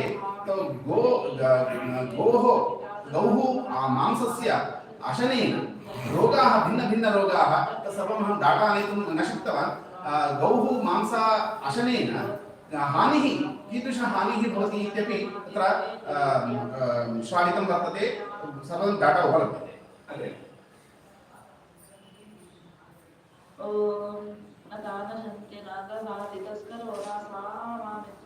अष्टममण्डलस्य मन्त्राः एते अत्र गोः हानिः कदापि न स्यात् केषु विषयेषु भोजनविषये वा भवतु गोष्ठविषये वा भवतु तत्र गौः यत्र वसति तद् गोष्ठम् इत्युच्यते तत्र गोष्ठविषये एकम् अनुभवं वदामि गोष्ठं नाम गौः यत्र बद्धं भवति तत्र गोष्ठम् तो गोष्ठस्य किं पावित्र्यम् इति चेत् उच्यते तो यदा वयं सन्ध्यावन्दनादिकं कुर्मः गृहे स्वकीये गृहे सन्ध्यावन्दनं कुर्मः चेत् सामान्यं फलितं गृह आङ्गणे यदि सन्ध्यावन्दनं कुर्मः 10 फलितं फलितं गोष्ठे यदि सन्ध्यावन्दनं कुर्मः 100 फलितं फलितम् इति तत्र पावित्र्यम् उक्तमस्ति तत्र तो तत्र अनुभवयुक्तम् एकं विषयं वक्तुम् इच्छामि गोष्ठस्य पवित्रता ईदृशी वर्तते तो बालाः ये मलमूत्रविसर्जनं कुर्वन्ति गोष्ठे मलमूत्रविसर्जनं तत्र बालैः न कारणीयं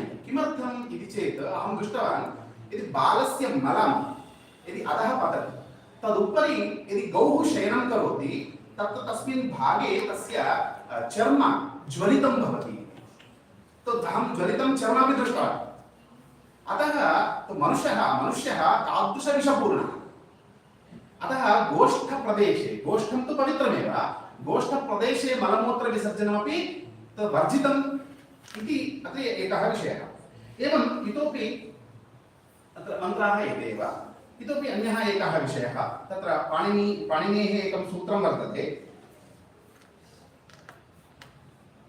दाशगोघ्नौ सम्प्रदाने सम्प्रदानं दातुं तत्र गोघ्नः इति शब्दं निपातयति आचार्यः। तो गोघ्नः इत्यस्य किं तात्पर्यम् इत्युक्ते गां हन्ति इति गोघ्नः इति वयं वक्तुं शक्नुमः। कोशेषु एवमेव वर्तते, परन्तु गोघ्नः इति कदा निपात्यते यस्मै गौः प्राप्यते अथवा दीयते सः गोघ्नः इति। नाम विद्वान् वा भवतु ऋत्विक् वा भवतु, ऋत्विक् गोघ्नः इति शब्देन तत्र निपातनेन, तर्हि निपातनेन तत्र गौ तत्र व्युत्पत्तिः न स्वीकर्तव्या इति किञ्चित् शास्त्रं वर्तते। कुत्र एतत् शास्त्रं ज्ञायते इति एकम् उदाहरणं। तत्र पितृशब्दस्य व्याख्यानावसरे तो पितृशब्दस्य प्रथमा विभक्ति द्विवचने पितारौ इति न भवति, पितरौ इति भवति। किमर्थम् इति चेत् सः वदति अत्र अप्तृन्तृच् नप्तृनेष्टृत्वष्टृहोतृपोतृ जामातृ दुहितॄणाम् इत्यादि एकं सूत्रं, तेन सूत्रेण उपधः दीर्घः विधीयते। तो यदि पितृशब्दे तृच् अथवा तृण् प्रत्ययौ स्यातां तर्हि अत्र उपधः दीर्घः स्यादेव, यतः उपरि अप् तृण् तृच् इत्यत्र तृण् तृच् प्रत्ययद्वयमपि उपलभ्यते। तर्हि अत्र पितृशब्दे यः प्रत्ययः वर्तते तृण् तृच् प्रत्ययौ न स्तः। तो कीदृशः सः प्रत्ययः इत्युक्ते औणादिकः कश्चन विशिष्टः प्रत्ययः। तत्र नप्तृनेष्टृत्वष्टृपोतृ इत्यादि एकेन सूत्रेण दश तत्र शब्दाः उल्लिखिताः। तेन सूत्रेण अत्र उणादि तृण् प्रत्ययः अथवा तुच् प्रत्ययः विहितः वर्तते। तर्हि औणादिकः विषयः द्विधा विभागः वर्तते। औणादिको यो विषयः भवति सः व्युत्पत्तिपक्षः अपि स्वीकर्तुं शक्यते, अव्युत्पत्तिपक्षः अपि स्वीकर्तुं शक्यते। अतः औणादिकः सर्वदा अव्युत्पत्तिपक्षः एव भवति इति कृत्वा पितृशब्दे यः तृण् प्रत्ययः अव्युत्पत्तिपक्षे तृण् प्रत्ययः एव नास्ति, सः साक्षात् निपातितः शब्दः। एवमेव गोघ्नः इत्यत्रापि तत्र व्युत्पत्तिपक्षः न आश्रयणीयः इति, ते केवलं सः निपातितः विषयः इति। एवञ्च गोशब्देन लक्षणया दुग्धं दधि नवनीतं घृतमपि स्वीकर्तुं शक्यते। अतः यः गोदुग्धं यस्मै गोदुग्धं प्राप्यते अथवा यस्मै गोदुग्धं अथवा गोदधि प्राप्यते, यस्मै गोनवनीतं प्राप्यते अथवा यस्मै गो घृतं प्राप्यते सोऽपि गोघ्नः इत्येव। इतोपि एते बहवः विचाराः सन्ति। अत्र किञ्चित् अहम् उक्त्वा अहं मम वाणीं विरन्तुम् इच्छामि। अवसरं दत्तवद्भ्यः सर्वेभ्यः धन्यवादः। नमस्कारः।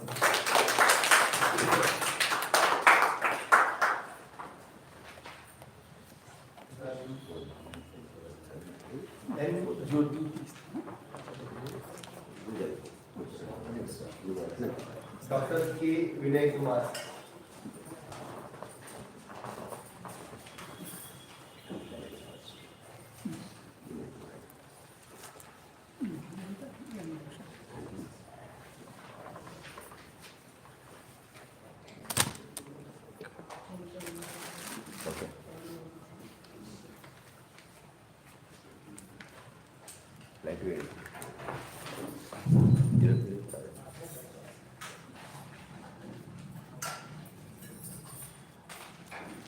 व्याख्या मुद्राक्षमाला कलश सुलिखितैः राजदम्भोजपाणिः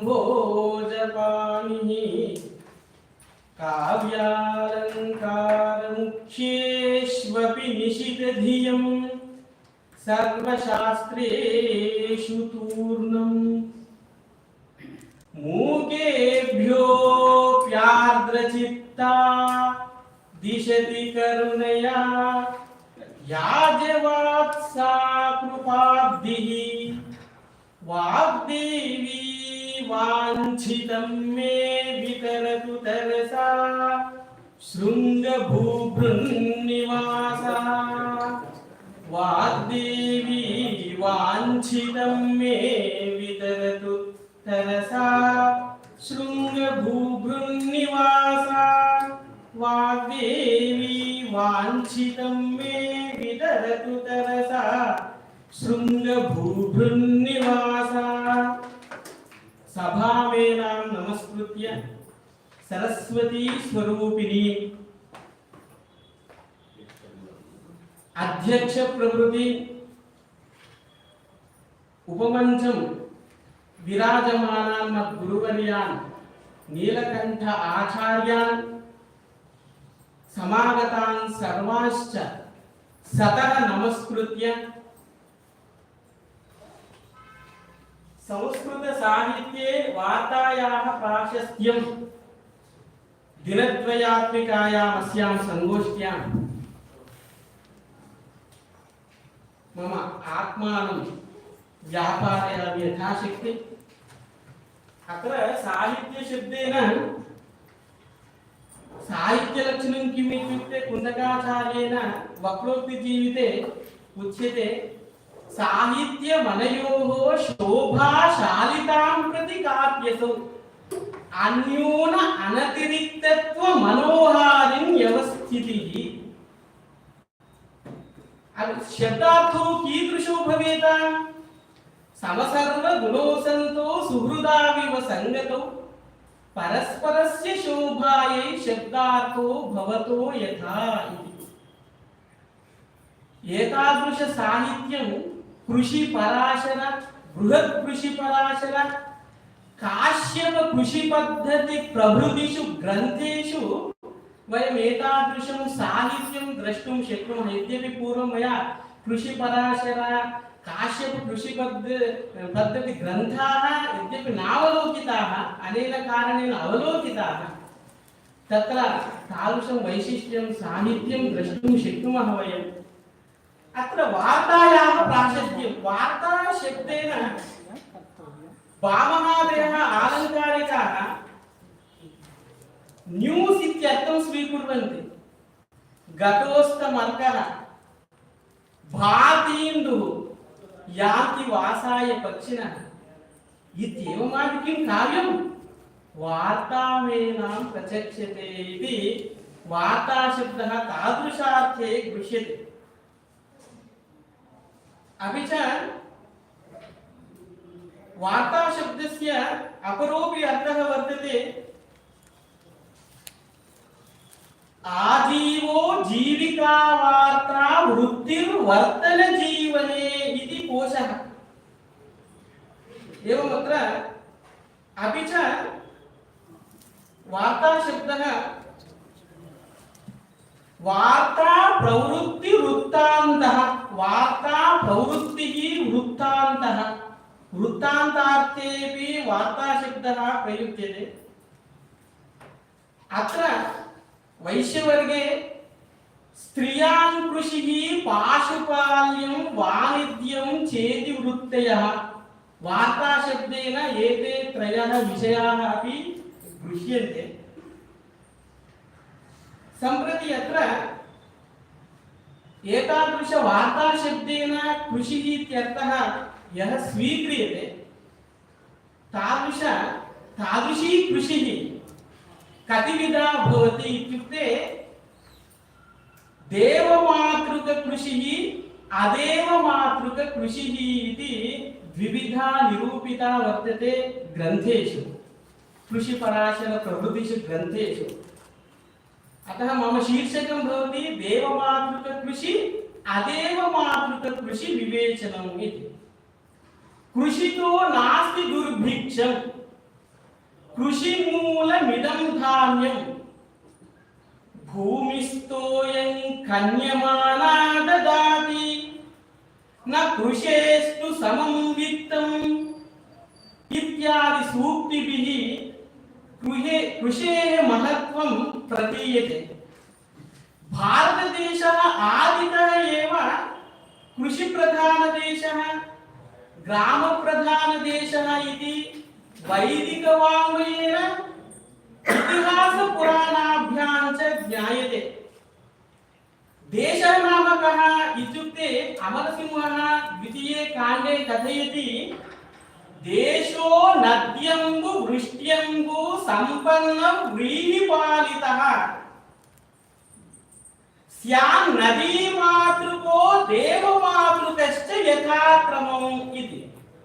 नाम नदीनामम्बूनि नद्यम्बूनि वृष्टीनामम्बूनि वृष्ट्यम्बूनि नद्यम्बूनि वृष्ट्यम्बूनि नद्यम्बु वृष्ट्यम्बूनि नद्यम्बु वृष्ट्यम्बुभिः सम्पन्नाः ते व्रीगयश्च नद्यम्बु वृष्ट्यम्बु सम्पन्न व्रीगयः तैः नद्यम्बु वृष्ट्यम्बु सम्पन्न व्रीहिभिः पालितः देशः। सः देशः द्विविधः, नदीमातृकः अथवा अदेवमातृकः देवमातृकः इति। स्यान् नदीमातृको देवमातृकश्च यथाक्रमम् इति। नाम अत्र देवः पर्जन्यः एव माता यस्य सः देवमातृकः। नाम वृष्ट्यम्बुजीवी देशः इति। सः न भवति इति अदेवमातृकः नदीमातृकः इत्यर्थः। नाम कुल्यादिपूर्तप्रवर्तकं नदीमातृकदेशः इति उच्यते। नाम नदी माता अस्य इति नदीमातृकः, देवः माता अस्य इति देवमातृकः इत्येवं रूपेण तादृशः देशः द्विविधः अत्र कथितः वर्तते। तद्वदेव देवमातृका कृषिः अदेवमातृका कृषिः इति। नाम नदीमातृकेन नदीजलेन यत्र सस्यं फलति सः नदीमातृकः देशः। केवलं वृष्ट्या एव यत्र सस्यं फलति तत्र अदेवमातृकदेशः इति। साम्प्रतिके काले नदीमातृका कृषिः एव सर्वत्र दृश्यते। परन्तु कर्णाटकराज्ये शृङ्गेरीं परितः तत्रत्येषु स्थलेषु तावत् पूगीफलसस्यं बहुविध तादृश क्षेत्रं तत्र दृश्यते। वृष्ट्या एव सस्यं फलति। तत्र नदी प्रवाहः वा तटाकजलं वा तत्र नापेक्षितं भवति। अत्र वैदिकऋक्षु यथा नदीसम्बद्धानां प्रदेशानां च तत्र उल्लेखः प्राप्यते। वैदिककाले नदीमातृककृषिः आसीत् इति अत्र ज्ञायते।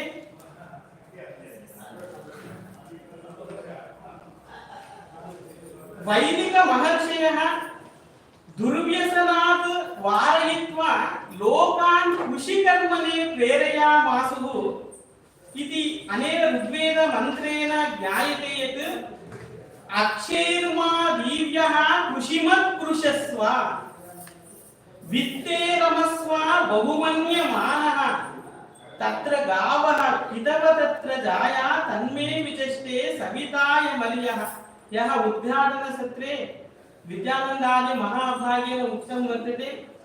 यद्यपि तत्र साम्प्रतिके काले ब्राह्मणाः तावत् कृषिं न कुर्वन्ति। तत्र कर्णाटक शृङ्गेरी प्रान्ते तावत् ब्राह्मणाः कृषिं कुर्वन्ति, वेदाध्ययनं कुर्वन्ति, गोपालनमपि कुर्वन्ति। सर्वस्यापि ब्राह्मणस्य गृहे द्वित्राः गावः भवन्ति। ते प्रति गृहस्य पृष्ठभागे तावत् पूगफलसस्यं भवति, पूगवृक्ष तादृश एकरादिकं बहु भवति।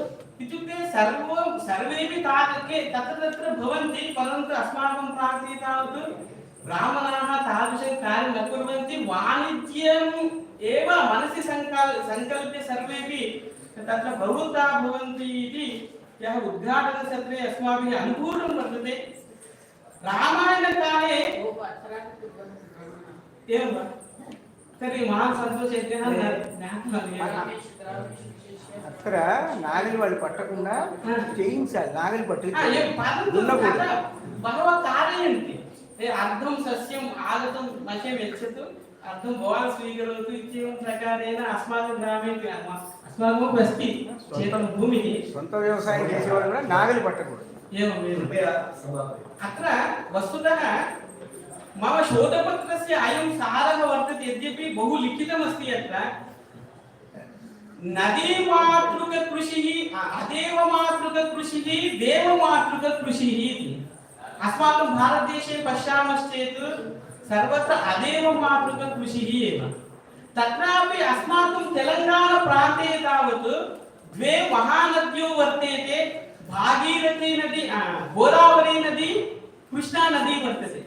प्रायः 10 वर्षेभ्यः पूर्वं तावत् कुत्रापि जलमपि न भवति स्म।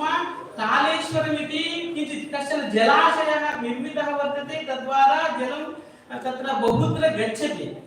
अतः एतादृश जलाशयाः कथं निर्मातव्याः, अपि च जलाशयात् कुल्याः प्रति ग्रामं जलं गच्छेत् इत्युक्ते कुल्याः कथं निर्मातव्याः। कुल्या नाम कृत्रिमा, कुल्याल्पा कृत्रिमा सरित् इति कोशः, मनुष्यैः निर्मिता खाता कुल्या इति उच्यते। एवं तादृश्यः कुल्याः कथं निर्मातव्याः, जलाशयाः कथं निर्मातव्याः, तडागाः कथं निर्मातव्याः, एतादृशलक्षणानि कृषिपराशर अपि च बृहत् कृषिपराशर काश्यप कृषिपद्धति प्रभृतिषु ग्रन्थेषु यद्यपि बहु कथितं वर्तते, सर्वत्र समयाभावात् मया वक्तुं न पार्यते। एवमत्र यद्यपि अधुना यद्यपि कार्यं तावत् प्रचलत् वयं पश्यामः, कार्यं तावत् सर्वत्र अधुना ये कोऽपि कृषिपराशर पद्धतिं पुस्तकं पठित्वा कोऽपि जलाशयं न निर्माति, परन्तु अत्र यदि पठित्वा अत्र स्थितानि लक्षणानि ज्ञात्वा तादृश निर्माणं यदि क्रियते, अधुना वयं पश्यामः तत्र कालेश्वर जलाशयस्य अधोभागे स्तम्भाः भग्नाः इति, तादृशाः केचन लोपाः भवितुम् अर्हन्ति। अतः कुल्यानां निर्माणं, जलाशयानां निर्माणं कथं भवेत् इति तदनुगुणं यत्र ग्रन्थेषु यथा प्रतिपादितं तदनुसारं यदि भवति चेत् अदेव मातृक कृषिः इतोपि वर्धेत इति मम आशयः।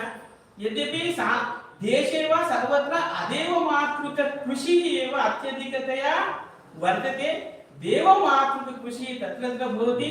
यद्यपि समयाभावात् अहं बहून् विषयान् नोक्तवान्, अतः अवसरं दत्तवद्भ्यः सर्वेभ्यः नमो वाक पुरस्सरं धन्यवादान् समर्प्य विरमामि।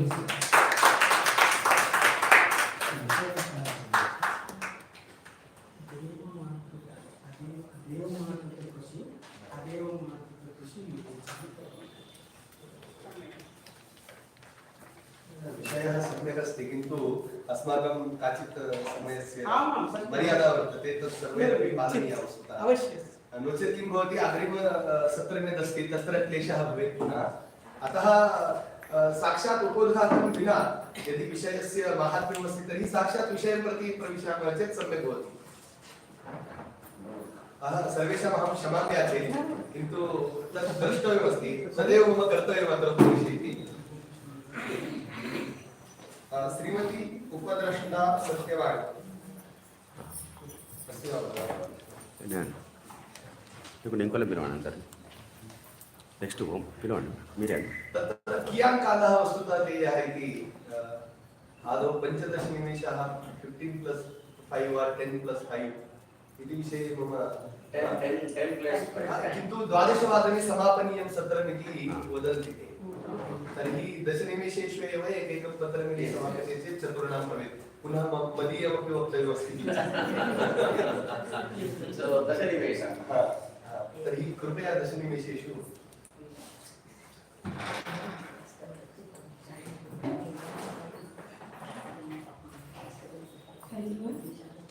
सर्वेभ्यः नमस्कारः।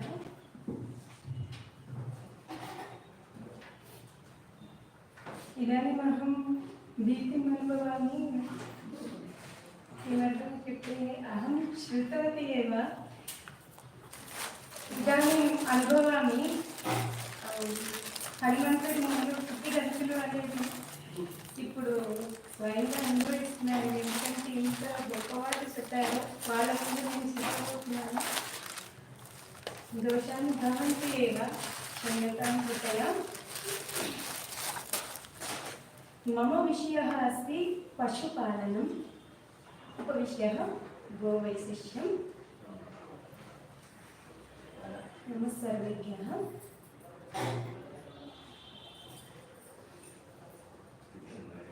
नमो ब्रह्मण्यदेवाय गोब्राह्मणहिताय च जगद्धिताय कृष्णाय गोविन्दाय नमो नमः। गोमातरं नमस्कृत्य गोमाता वैशिष्यं वक्तुं किञ्चित् प्रयत्नं करोमि। गवि सर्वे देवताः निवसन्ति इति ज्येष्ठाः वदन्ति। गौः मङ्गलदर्शना भवति। गां कामधेनुः इति अन्य नाम अपि अस्ति एव। भुक्त्वा तृणानि शुष्कानि पीत्वा तोयं जलाशयात् दुग्धं ददति लोकेभ्यो गावो विश्वस्य मातरः। वयं सर्वे गोमाता इति अर्चयामः। न केवलं दुग्धं ददति इति कारणात् एव माता इति न, बहुविध दिव्यगुणानां निलयः भवति गौः इत्युक्ते माता इति। परोपकारगुणं भूतले कोऽपि अस्ति वा इत्युक्ते गौः एव, नास्त्यन्यः इति निश्चयम् एव तत्। महाभारते अनुशासनपर्वे भीष्माचार्यः गो वैशिष्यं बोधयित्वा बहूनि विशेषानि उक्तमस्ति, किन्तु अहं कश्चन विषयानि स्वीकृत्य वक्तुं प्रयत्नमेव करोमि। अत्र पश्यामः चेत् 69th chapter 4th श्लोका मध्ये तुल्यनामानि देयानि त्रीणि तुल्यफलानि च सर्वकामफलानिह गावः पृथ्वी सरस्वती। अत्र सर्वकामफलानि प्राप्तुं त्रीणि दानानि सन्ति, तदपि तुल्यफलानि इत्युक्ते अत्र गावः पृथ्वी सरस्वती इति त्रीणि दानानि उक्तमस्ति। प्रथमम् उक्तमस्ति गोदानं। गोदानस्य महत् फलं वर्णयित्वा गोदानं कुर्वन्ति चेत् ऊर्ध्वलोकं निवासं प्राप्नुवन्ति इति वदन्ति। अत्र द्वितीयं पृथ्वी इति उक्तवन्तः। पृथ्वी इत्युक्ते भूदानम् इति। वयं भूदानं गोदानं तुल्यं कथं भवति इत्युक्ते अत्र भूदानं कुर्मः चेत्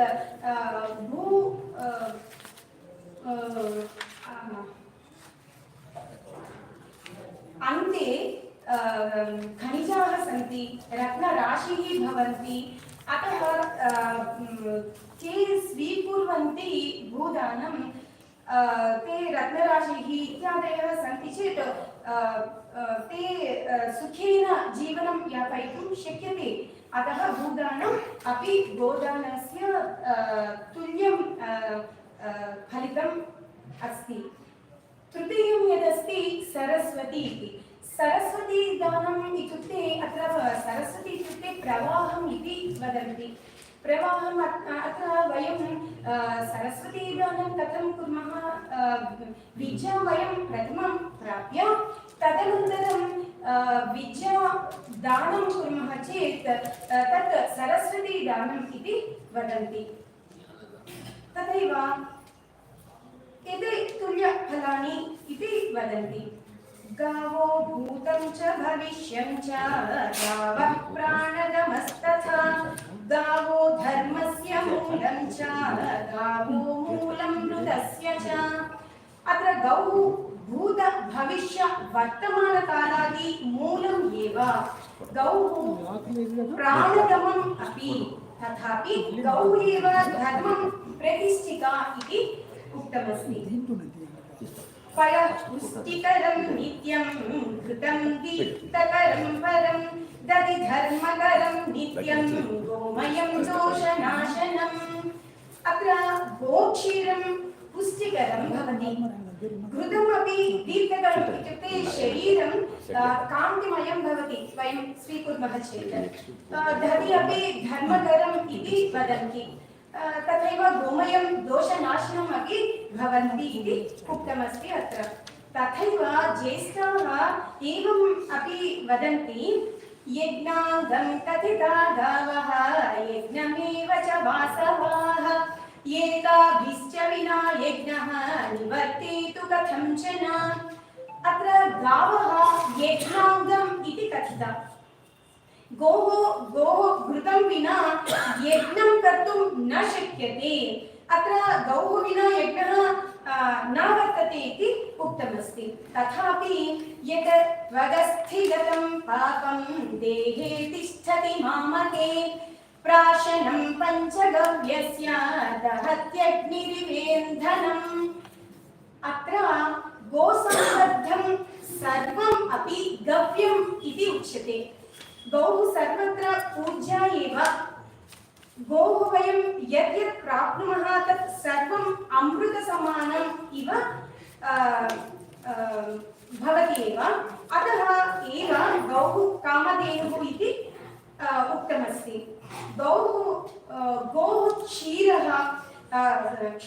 गोः क्षीरं दधि घृतं गोमूत्रं गोमयम् इति स्वीकुर्मः एतेषु एकैकमपि विशिष्टगुणयुक्तं भवति यदि पञ्चगव्यानि अपि विधिपूर्ववत् तथैव मन्त्रपूर्वकं योजयामः तर्हि पञ्चगव्यम् इति भवति विशिष्टरूपेण इति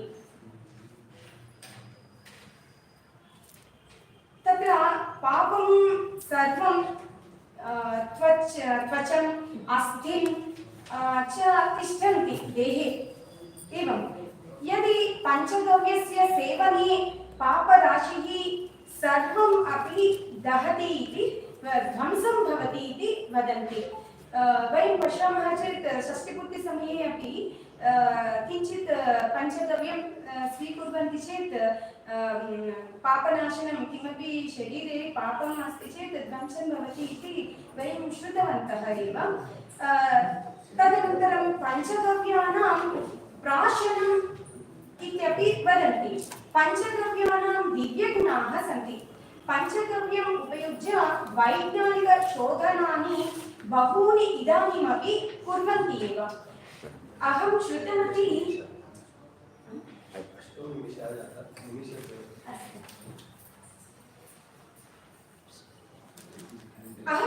यत् पञ्चगव्येन केन्सर् व्याधिमपि दूरं कर्तुं शक्यते इति अहं श्रुतवती तत् प्रयोगः अपि सफलीकृता इति गोमयं कृमिनाशकम् अपि अस्ति अतः एव स्थलशुद्धिं कर्तुं गोमय जलेन प्रेक्षणं कुर्वन्ति गृहे शुभसन्दर्भेषु विवाहं वा गृहप्रवेशं वा किमपि भवति गोमय लेपनं करोति गोमयं विषहरं च भवति इति वदन्ति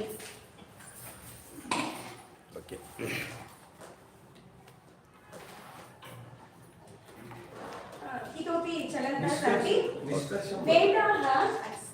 वेदाः गोः वैशिष्ट्यम् उक्त्वा गौर्वारग्निहोत्रम् इति उक्तवन्तः अत्र गौः अग्निहोत्रम् इति इत्युक्ते अत्र अग्निहोत्रं कुर्मः चेत् फलितं भवति यदस्ति फलितं तथापि गौः अपि तथैव फलितं ददाति इति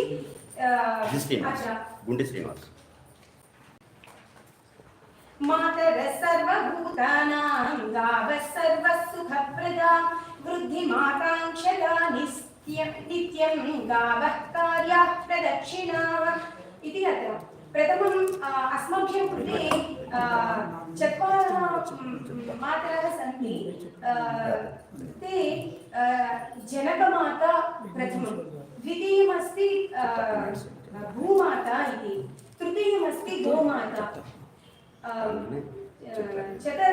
चतुर्थमस्ति लोकमाता इति उक्तमस्ति तत्र सर्वभूतानां माता गौः गौः एव सर्वसुखप्रदाता ये ये वृद्धिम् आकाङ्क्षन्ति ते गोप्रदक्षिणं करणीयमिति। अत्र ज्येष्ठाः वदन्ति यत् गोप्रदक्षिणफलं यदस्ति तत् भूप्रदक्षिण यदि कुर्मः तत् फलितं प्राप्नुमः इति अस्ति। तथैव गोब्राह्मणेभ्यः शुभमस्तु नित्यं लोकाः समस्ताः सुखिनो भवन्तु इति ज्येष्ठाः उक्तमस्ति।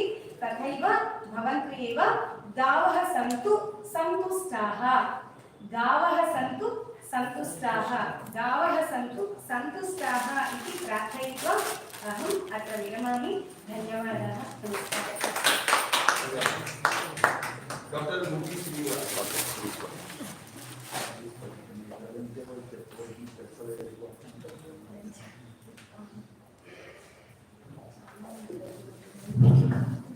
सभाये नमः।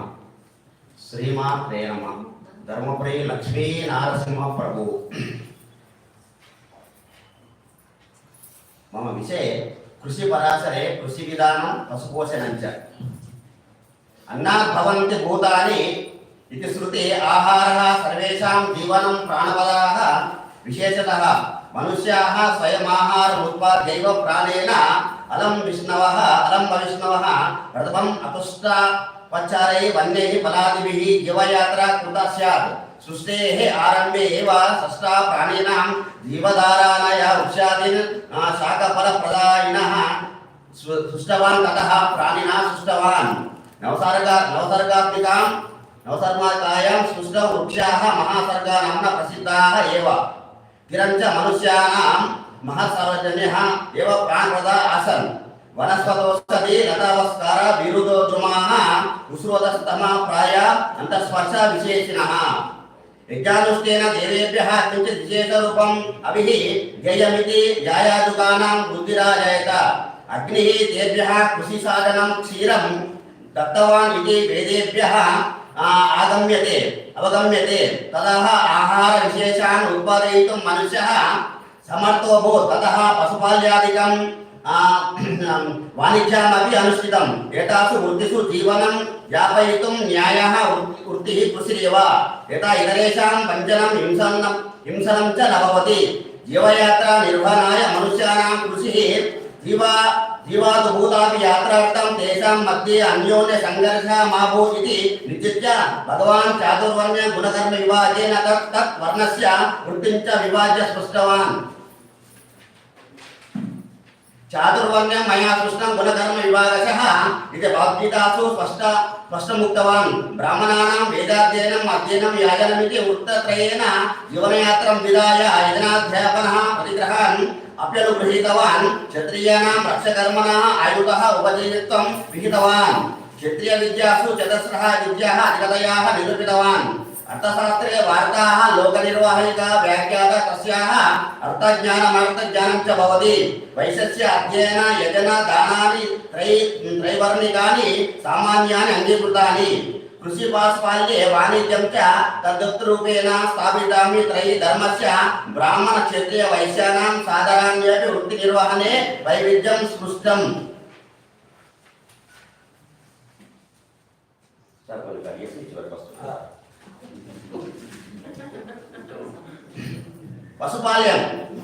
पशुपाल कृषिकर्मणि यस्य रक्षार्थं च पशूनां पोषणं विशेषतः गोपोषणं कृषिपराशरे निरूपितवान्।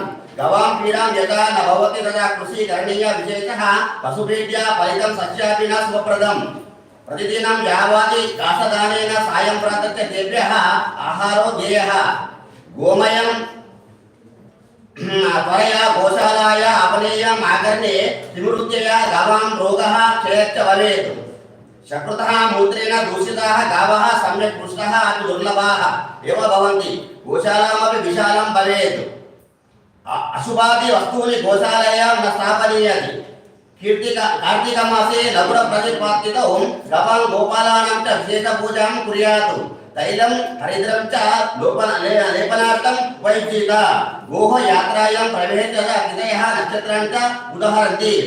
गवामूत्रं गोमयं च श्रद्धया सञ्चितं कृत्वा सुभद्रेषु तयोः निदानं कृत्वा काले क्षेत्रस्य उर्वरीकरणीयर्थम् उपयुक्ते कार्यं केचनः श्लोका एव अत्र उदायते। कृषि च तादृशी कुर्यादद्या वाहान्न पीडयेत् वाहापीडार्थं तस्य गर्हितुं सर्वकर्मसु वाहापीडार्जितं तस्य पालितं च चतुर्गुणां वाहानि श्वासतेन तदुतं च मिच्छति। गोशाला सुतयश्च तस्य विहा निवर्तन्ते कोसरिलेषु वर्जिताः समर्जिनां च सुशुलां उत्तिष्ठं गोनिकेतने।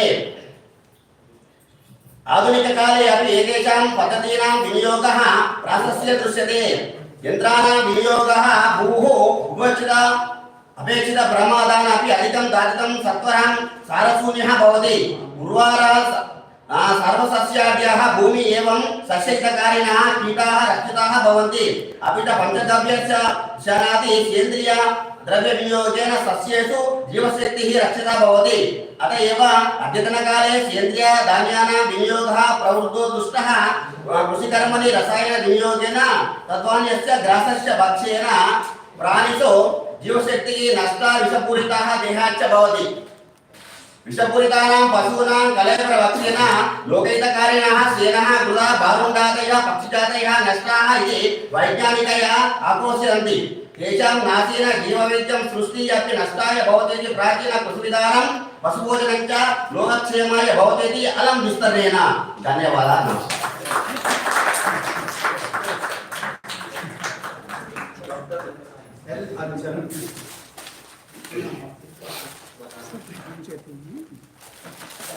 Rama, yes, Rama.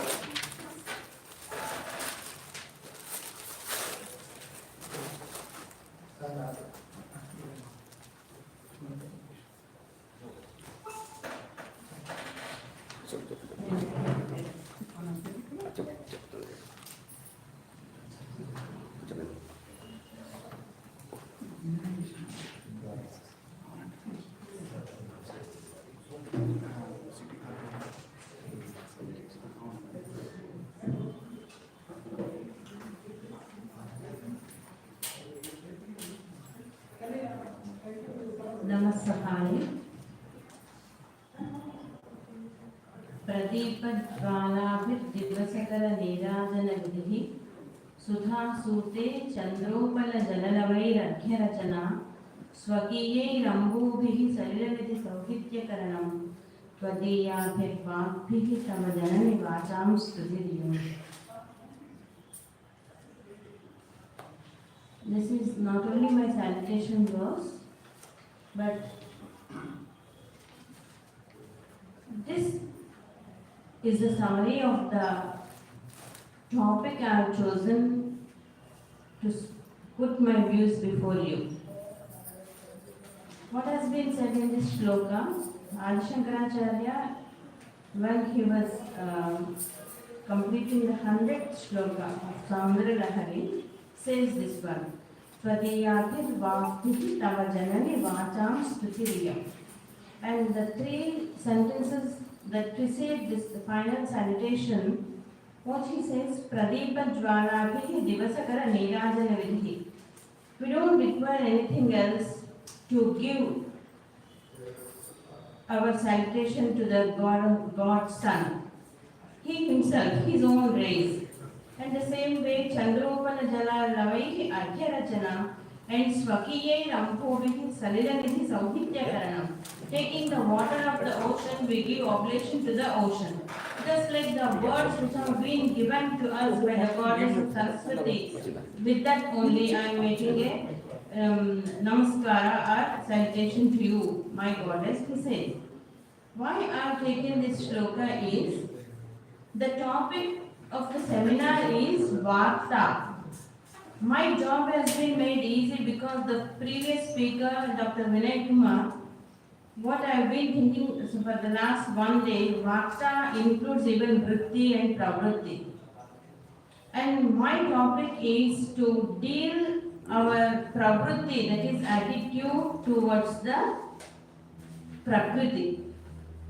Prakriti is procreation. We are the part of the creation, and in today's morning speech, Dr. Dhulipara Garu also was talking about the compassion, karunya. Even Shankaracharya says, Avinaya Mapanaya Vishnu, Shamaya Damaya Vishaya Mragatrishna, Bhuta Dayam Vistaraya Taraya Samsara Sagarata. First one is Namakam, then I'll come to Chamakam. What is that Namakam? I'm not going to talk about this Varta, Krishi or Vanijya, everything as a profession that has been seen by our old people, not as also as a passion that has been done in today's lives, that is taking care of the pet animals or like that. In rearing the animals, doing agriculture, that was a profession. And also now it is a passion, taking care of the plants, taking care of the pets. But what I would like to see in this article is how these animals, how these plants, how this whole Prakriti creation has been a part and parcel, and how it has been taken with compassion, and because that compassion alone is the root of salvation. That's why I have taken this shloka, and when we read that Dasha mantra also, and in Namakam also, Namo Vrukshebhyo, Harikeshebhyo, like that. In Dasha mantra also, Prithvi Shanti, Antarikshayam Shanti, Vijayam Shanti, Disha Shanti, Avantara Disha Shanti, Agni Shanti, Vayu Shanti, Aditya Shanti. When a person is qualified even to see that he can give peace to these elemental proportions are the biggest elements from which we have been born, he is also talking about Gau Shanti, Ada Shanti, Ashwa Shanti. So my aim is to see these Pancha Mahakavyas, if possible, or the whole Sanskrit literature with this perspective. How this Shanti has been maintained, how people have gone in accordance with the nature. That is the word Rutam. Rutam means truth, we can say. And actually Rutam is also rhythm. We have to go in accordance with the Prakriti. So when we look at the shlokas of Raghuvamsha, or when we look at the shlokas of Kumar Sambhava, or when we look at the Abhijnana Shakuntala, or for that matter Kiratarjuniyam and Magha's Shishupala, these are the 5 kavyas which I have taken to see this aspect. And it has gone for more than 20 pages with more than 20 to 30 shlokas, but I am not going to take much of your time, but just I would like to read 1 or 2 shlokas. Just like in Ayodhya Kanda, Sita Devi says, Smaraye Natu Sikshaye. Here are no one who doesn't know about all these things. This is only a kind of smarana, that is remembering again and again and making people remember it again and again. And knowing is different, being is different for us. But for God, knowing and being is one, Sat and Chit. That's why He can be always blissful, Sat Chit Ananda. So we know things, but we are not able to implement it. How and why is the reason that there is pollution everywhere, not only outside but inside. But when we take care of this creation, that is when we go in accordance with the rhythm, that is Rutam, then Ruta becomes Satya when it is spoken, and it becomes Dharma when it is observed. So how Parvati has been to the animals, and what was the question of Shiva when he comes as Maya Vatu, Api Prasannam Haraneshu Te Manaka. So there is a beautiful shloka which says that what is real tapaha, what is actually the tapa is going to bestow. In one shloka he says,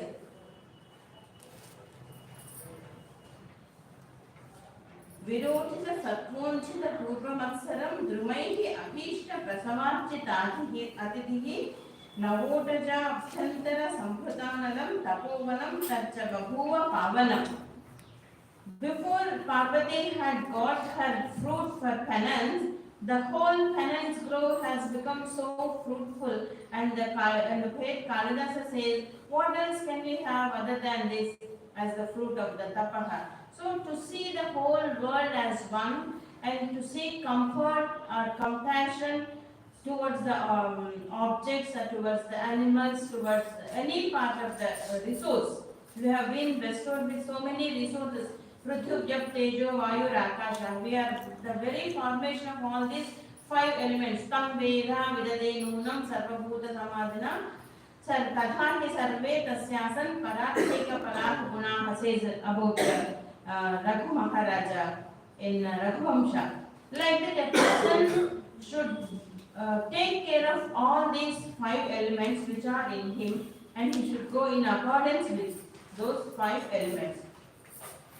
In Himalaya Nama Nagadhiradha, the very first shloka, Astutya Rasya Devadatma, it talks about the mountains. And many poems have been to describe the variety of animals, variety of trees, how they have been useful, how they have been taken care, and how Parvati has taken care of the plants during her penance, how she has fed them just like a mother feeds the baby. Akandrita sa swayameva vrukshakam ghatastana prasravane vyavardhayat Bhukopi yesham pradhamapta janmanamna putra vatsalyam apakarishyati. Like that. Punagrahitum niyamasthaya taya dvayepi nikshepa ivatpitam tvayam latasu tanvishu virasateshchitam vilola dushtam harinanganasuta. Aranya bijandari danalalita tada chatasyam harina visheshvasuhu yatha tadiye nayanai kutuhalat purasakhina amamita lochane. And now we can't see even a single deer, not even any ordinary goat or any sheep or any buffalo or any cow. And all the cows we have been talking from last 2 days, what importance has been given to the cows and how they have been dealt in Kiratarjuniya. He talks about the cows who are coming to hermitage to give milk to their calves. In 4th Sarga is such a beautiful Sarga where we see so many shlokas written about the cow, but we can't see any of the animals now. We can't see the horses, we can't see the elephants, we can't see even the smallest sparrows because of our growing proportion of selfishness.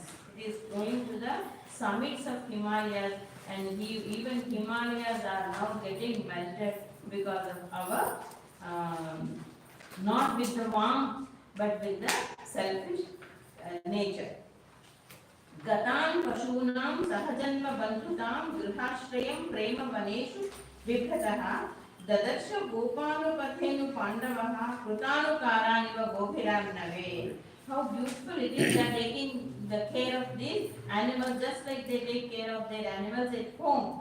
And Gatan Pashunam Sahajanma Bandhutam, they are going very next to these cows, because as if they are following their siblings at home, and as if they wanted to get something from the cows in return, as if learn something, whether it could be faithfulness or discipline or anything or commitment.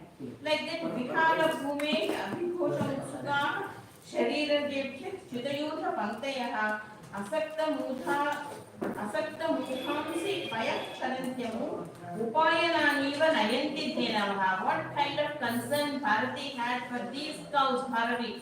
Because they are coming, they could not move fast, but they have been thinking of the cows at the hermitage, and they are coming with difficulty to give milk to their cows. Jagat Prasutit Jagadeka Pavani Radopakantram Tanarai Upayushi Yudim Samagram Samidit Gavamasa Upaiti Mantre Riva Samhita Shubhi. These are the hermitages. And not only the hermitages, it has been saying everywhere in the villages also. And like this, many shlokas, as I have told you in the beginning itself, nearly 40 to 50 shlokas can be studied in this aspect. I am just giving you the keys. I am not locking them. And now the keys are with you. And with this key, one can open these Panchamaha my aspect of looking at this Panchamaha is how people were compassionate concerned, loving, and how they have become the very soul or life of the people. And if the same has been not in total, at least in some aspect, if we also go in accordance with nature, because animals, birds, trees, everything is part of nature, and if you go in tune with nature, I think we can be living in a better society. And I thank you all for listening to me, and I thank the organizers for giving me this opportunity. Thank you one and all.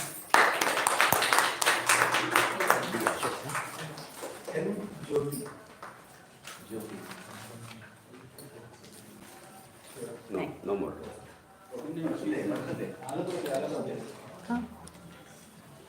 Next.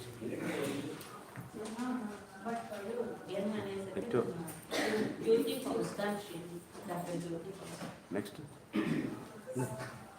Namaste.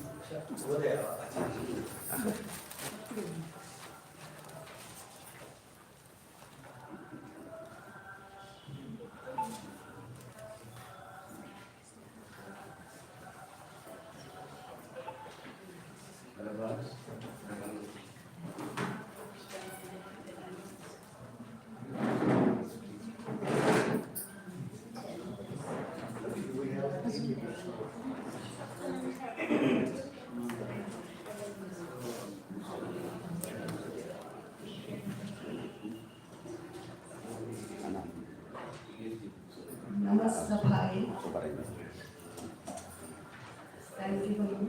Maximum 5 to 7 minutes. Can you understand? Whatever I have written here cannot be expressed here. I would just like to give the gist of this. I have taken the topic from the materialistic point of view. Now you enjoy the spiritual point of view. And my friend Ramadevi, no. Paying my tributes to my Guru and the first Devatas who imparted the knowledge of Krishna to Manu. I pay my tributes to him, homage to him.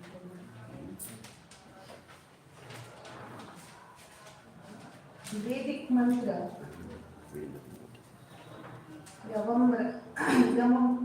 Yavam Rukenakina Vapantesham Duhanta.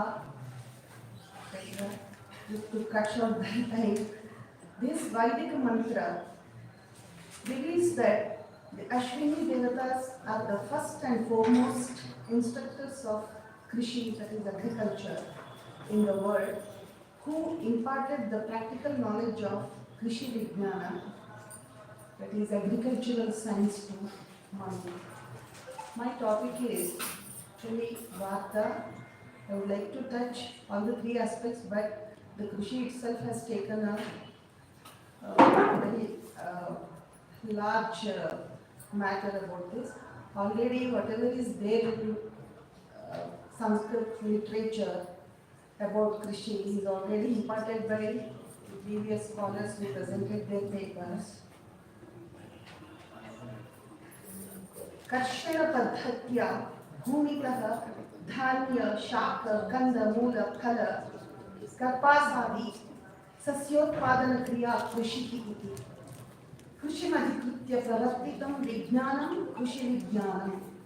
The science that deals with agricultural know-how, the main source of human and non-human existence and sustenance is agriculture that provides food, the foremost requirement of all living entities in the world.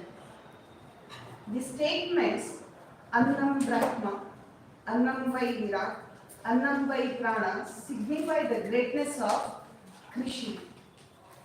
In Srimad Ramayanam, when Bharata comes to meet Rama, Rama inquires him about the Praja. Kachitte Daitaha Sarve Krushi Goraksha Jivinaha Vartayam Samvritastata Lokoyam Sukhame Dhate. Dear Bharata, I hope that the people who make their living through Krishi and Pashupalana, cattle tendering, are dear to you. This world indeed can be happy, content and progressive only when engaged in Krishi, Pashupalana and Vanijya. Pashupalana and Vanijya originate from agriculture. I am trying to cut short and come to the main purpose. Even Lord Shri Krishna, while assigning the duties to the mankind, says, Krushi Gauraksha Vanijyam Vaishyakarma Swabhavajam. Any country's economy is the backbone of that country. The state is sustained by revenue. It collects from the subjects who make their living through vocations they take up and pay taxes to the state. The principal vocations from time immemorial have been Krishi, Pashupalana or animal husbandry and trade. Without this, there is no materialistic life. Right now, all our scholars who have presented the paper have taken up. I have taken into consideration, not consideration, in fact, I have taken the matter from Kaudilya's Arthashastra, Krishiparashara, Bruhat Samhita, and Taittiriya Samhita. And all that I cannot quote here now. I have covered it in my article. The very purpose, I said I am going to talk about the material aspect of this. There is no kingdom without a country or a well-guarded territory.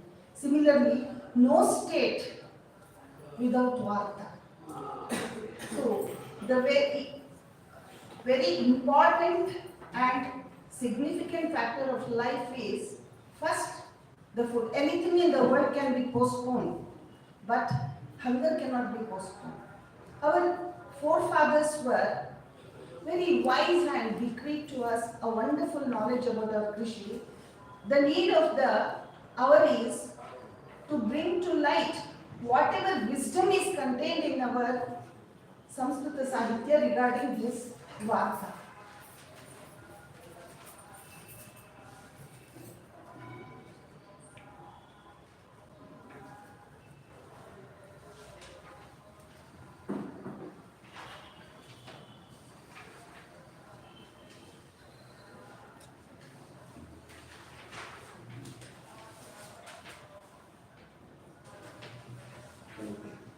Cutting short is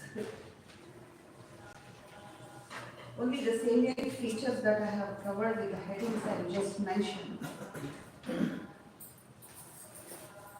Taittiriya Samhita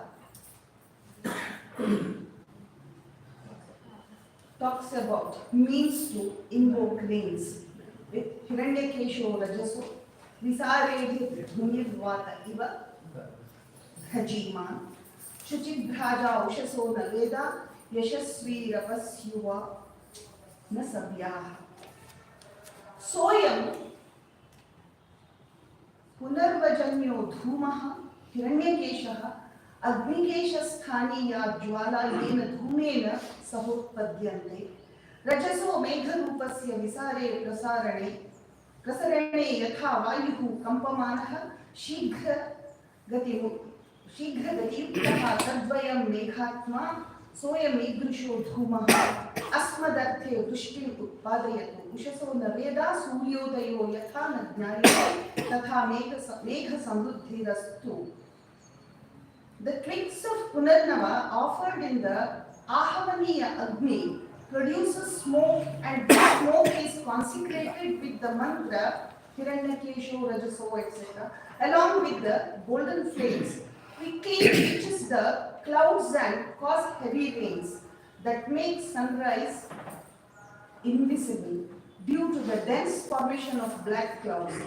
The irony here is that the modern science takes the credit of rainmaking. Long ago, the Vedas have imparted this knowledge. Different kinds of soil, different amount of rains. I have mentioned about the seeds when they have to be sown, which is the right time for sowing seeds, how would it give yields, and what should be prevented, and when the water retention for the grown crop should be maintained, and the particular season. Everything I have covered here. I would like to sum up the entire thing with the gist of this.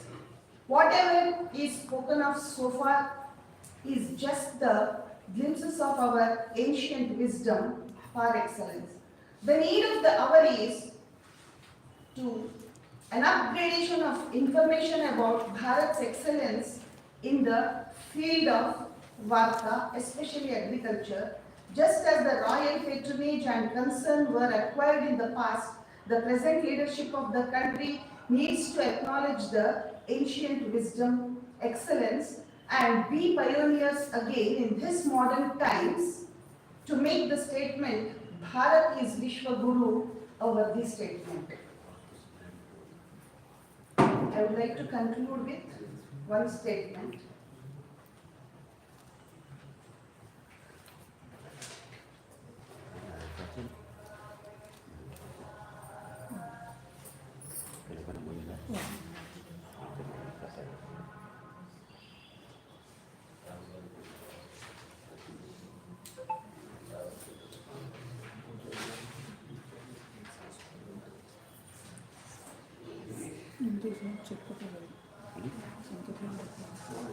Certain duties are assigned to in the, just like certain duties are assigned to in the family, like the father should be assigned with the duty of taking care of harem, mother with the kitchen, and the person who is equal in status should be given the duty of taking care of one's cattle.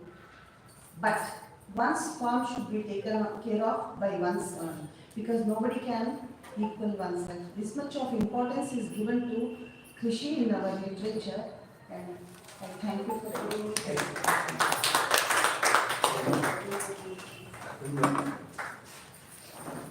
Next, Srimati Suvarna.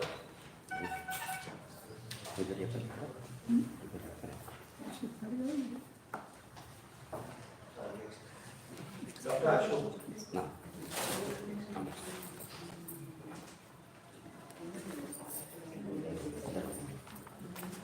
उपाद्यं पत्रमस्ति एतत्। अतः शीघ्रमेव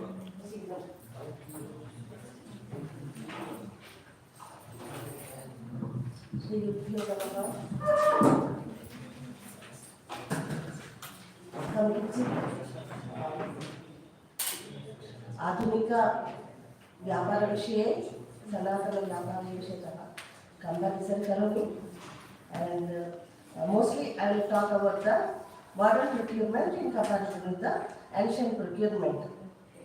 Ancient procurement systems and everything was already discussed, but presently in how we can go about with the ancient procurement methods or Varta Vanichyam to the current industry, that should be taken care. In conference halls we can talk more about the theories of it, and as Shashmika Guruji said, we have to make efforts to make some sort of presentations, and wherein we can go to the big corporate houses or small entrepreneurs like MSME and teach them what is in the ancient literature and how can we convert into the today's benefits of the businesses. This is the main theme I wanted to say, and in that this presently the negative part is the ancient days their products was very less, and currently it is very vast apart from the food items and the necessity vastra and other things. So these many things are required lot of efforts and the law and regulations, and the most above all is the one's consciousness. The consciousness here is present times. I do not know about the ancient. It is so much diluted.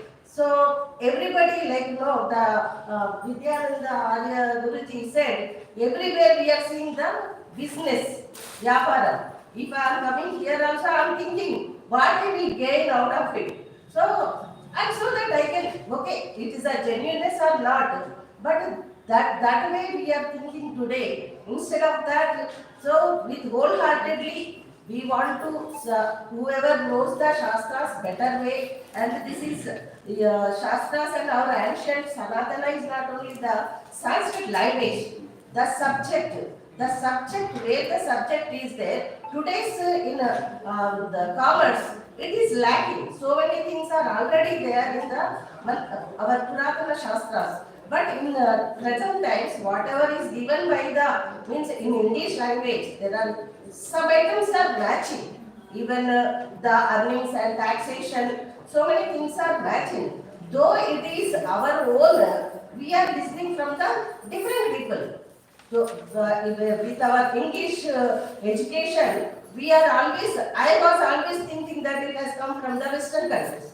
Till recently, when I joined the kind of courses, I do not know anything. So when I do not know, after growing so much, how can I teach my children?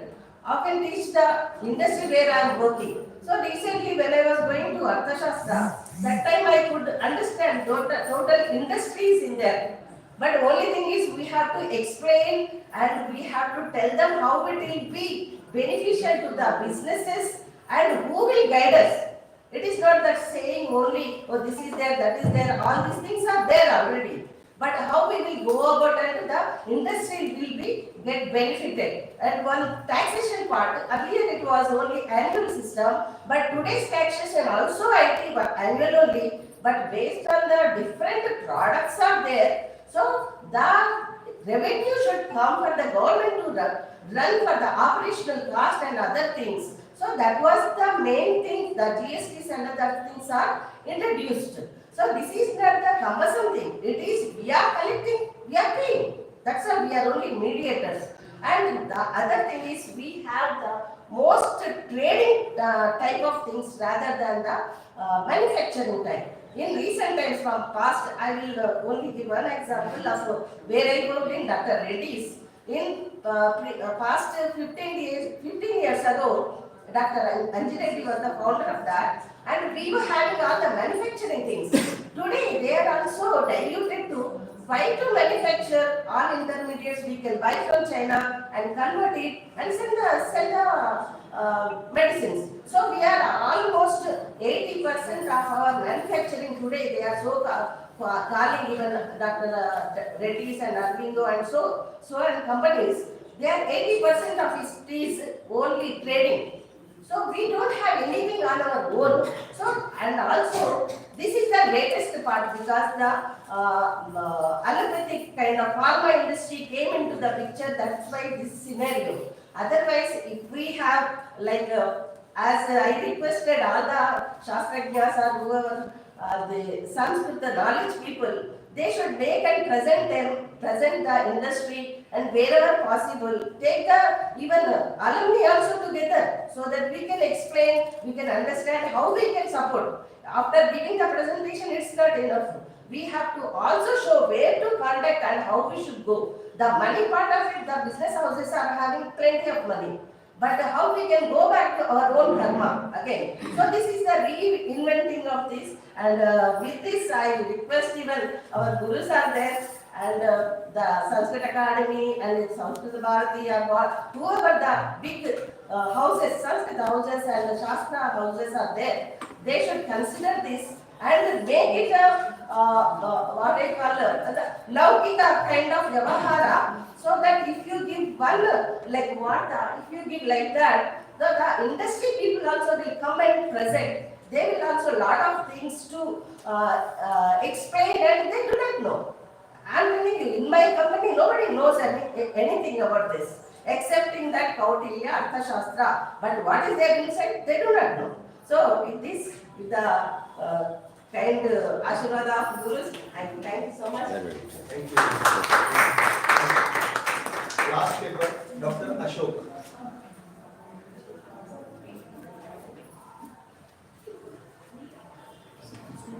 Okay thank you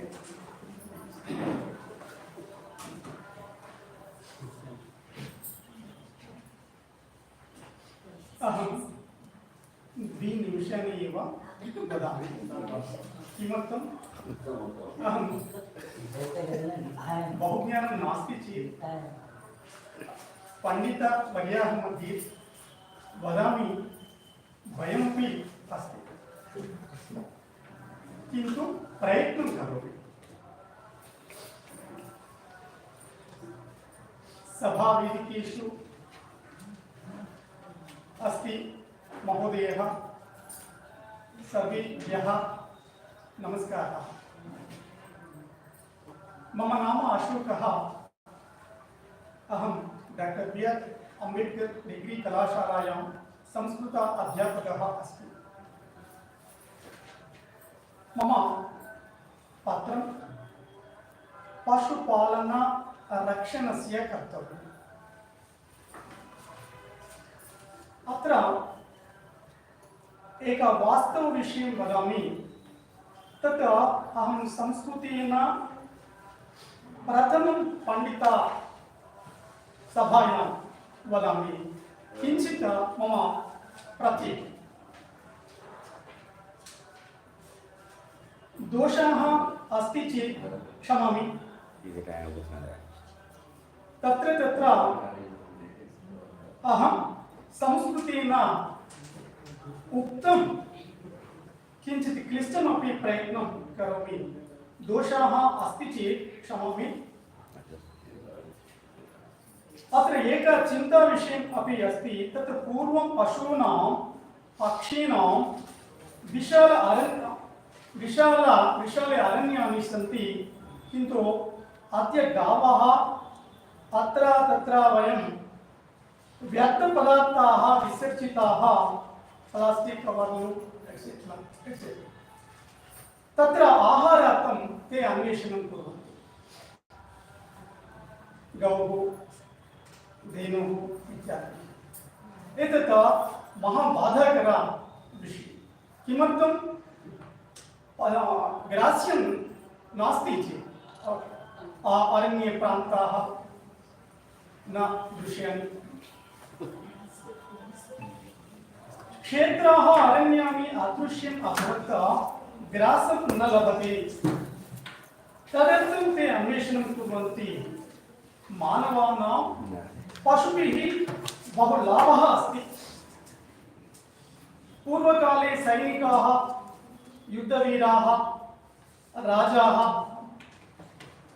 प्रयाणार्थं युद्धार्थम् अश्वाः गजाः उपयोगं कुर्वन्ति अश्वयानानि गजेन प्रयाणमपि करोति गजाः अपि सैनिकाः अवसरार्थम् उपयोगम् अस्ति तस्याः क्षीरं गौः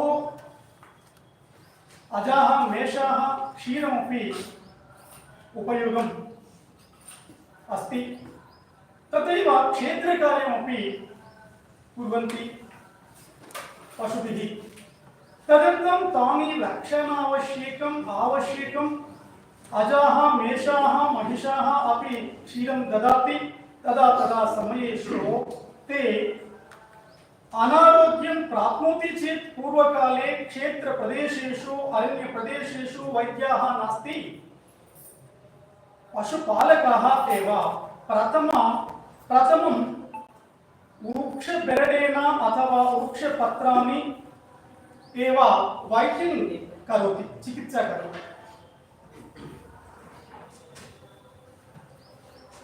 इतोपि अजाः केशाः कूलन् अपि ददाति कूलन् संस्कृतेन किमपि उक्तं न जानामि तदर्थं कूलन् अहं सम्यक् गोङ्गेडि छतरी कोट गरम कोट इत्यादि निर्माणं कृतवन्तः इत्यादि बहु लाभानि अस्ति मानवानां पशुभिः जन्तुभिः पक्षिभिः तत् तद् कारणेन तानि रक्षणे कर्तव्यम् अत्यन्त आवश्यकम् इति मम अभिप्रायः। एतत् अवकाशं कल्पिता संस्कृत अकादमी अधिकारिणः पुनरेकवारं नमामि।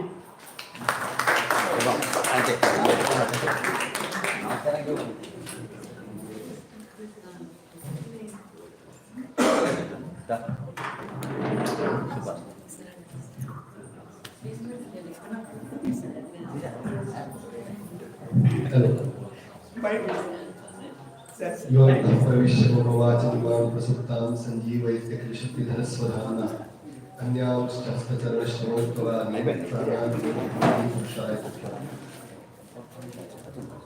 संस्कृत परिषद इत्यादया संस्थया वार्ता इति विषयम् अवलम्ब्य येयं संगोष्ठी अत्र चालिता।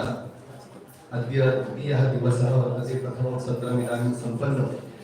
दश दिग्गजाः इति वदामि वयसा ज्ञानेन च ज्येष्ठाः सर्वेपि स्वकीयं विषयम् अवलम्ब्य अत्यन्तं सुन्दरम् अभ्यासपूर्णं शोधपत्रम् अत्र समर्पितवन्तः, प्रस्तुतिं कारितवन्तः। अग्रिमम् एकं सत्रमस्ति तत्र इदानीं यतोहि 12वादने तत् समाप्यते आसीत्, यत् पादमेकवादने आसीत्, तर्हि अग्रिमसत्रे भवती पठितुं शक्नोति। इदानीम् अध्यक्षीयं कर्तुम् अहमत्र उपस्थितः क्षम्यताम्। तर्हि एतेषां सर्वेषां विषये किञ्चित् वक्तव्यमस्ति, अतः अधिकं कालम् अहमपि न स्वीकरोमि, ममापि काचित् मर्यादा अस्ति इति अहं जानामि। अनन्तरं च सर्वेपि ज्येष्ठाः अत्र पत्रं पठितवन्तः, तेषां सर्वेषां कृते वस्तुतः आदौ अहं नमस्कारं करोमि, धन्यवादं च समर्पयामि। तत्र आदौ धूळिपाल रामकृष्णमहोदयाः संस्कृतवाङ्मये करविज्ञानं टैक्स इति तद्विषयकं मनुस्मृतिः, कालिदासः, वाल्मीकिः एतेषां महानुभावानां वचनानि समुद्धृत्य करपद्धतिः कथं भवति, करविज्ञानं कथं भवति इति विषयं तत्र प्रतिपादितवन्तः। पुनश्च अत्र डॉक्टर के वरलक्ष्मी महाभागा गजतुरगविज्ञानम् अद्यतनकाले तस्य प्रासङ्गिकता कथं भवति इति विषये अत्र प्रतिपादनं कृतवती महोदया। तत्र वस्तुतः गजस्य विषये तेषाम् आहारादि विज्ञानमपि गतमासत्रयं जातम्। अहं वनतारा इति अनन्त अम्बानी महोदयस्य तत्र कश्चन प्रकल्पः वर्तते, यत्र सर्वेपि प्राणिनः वर्तन्ते, किन्तु विशेषरूपेण गजाः विद्यन्ते।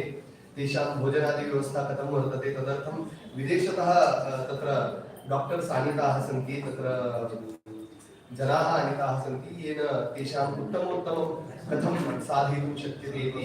तर्हि एतादृशाः ग्रन्थाः वस्तुतः तेषां कृते अत्यन्तं योग्याः भवन्ति, ये तत्र संवर्धनं कर्तुं प्रयतन्ते।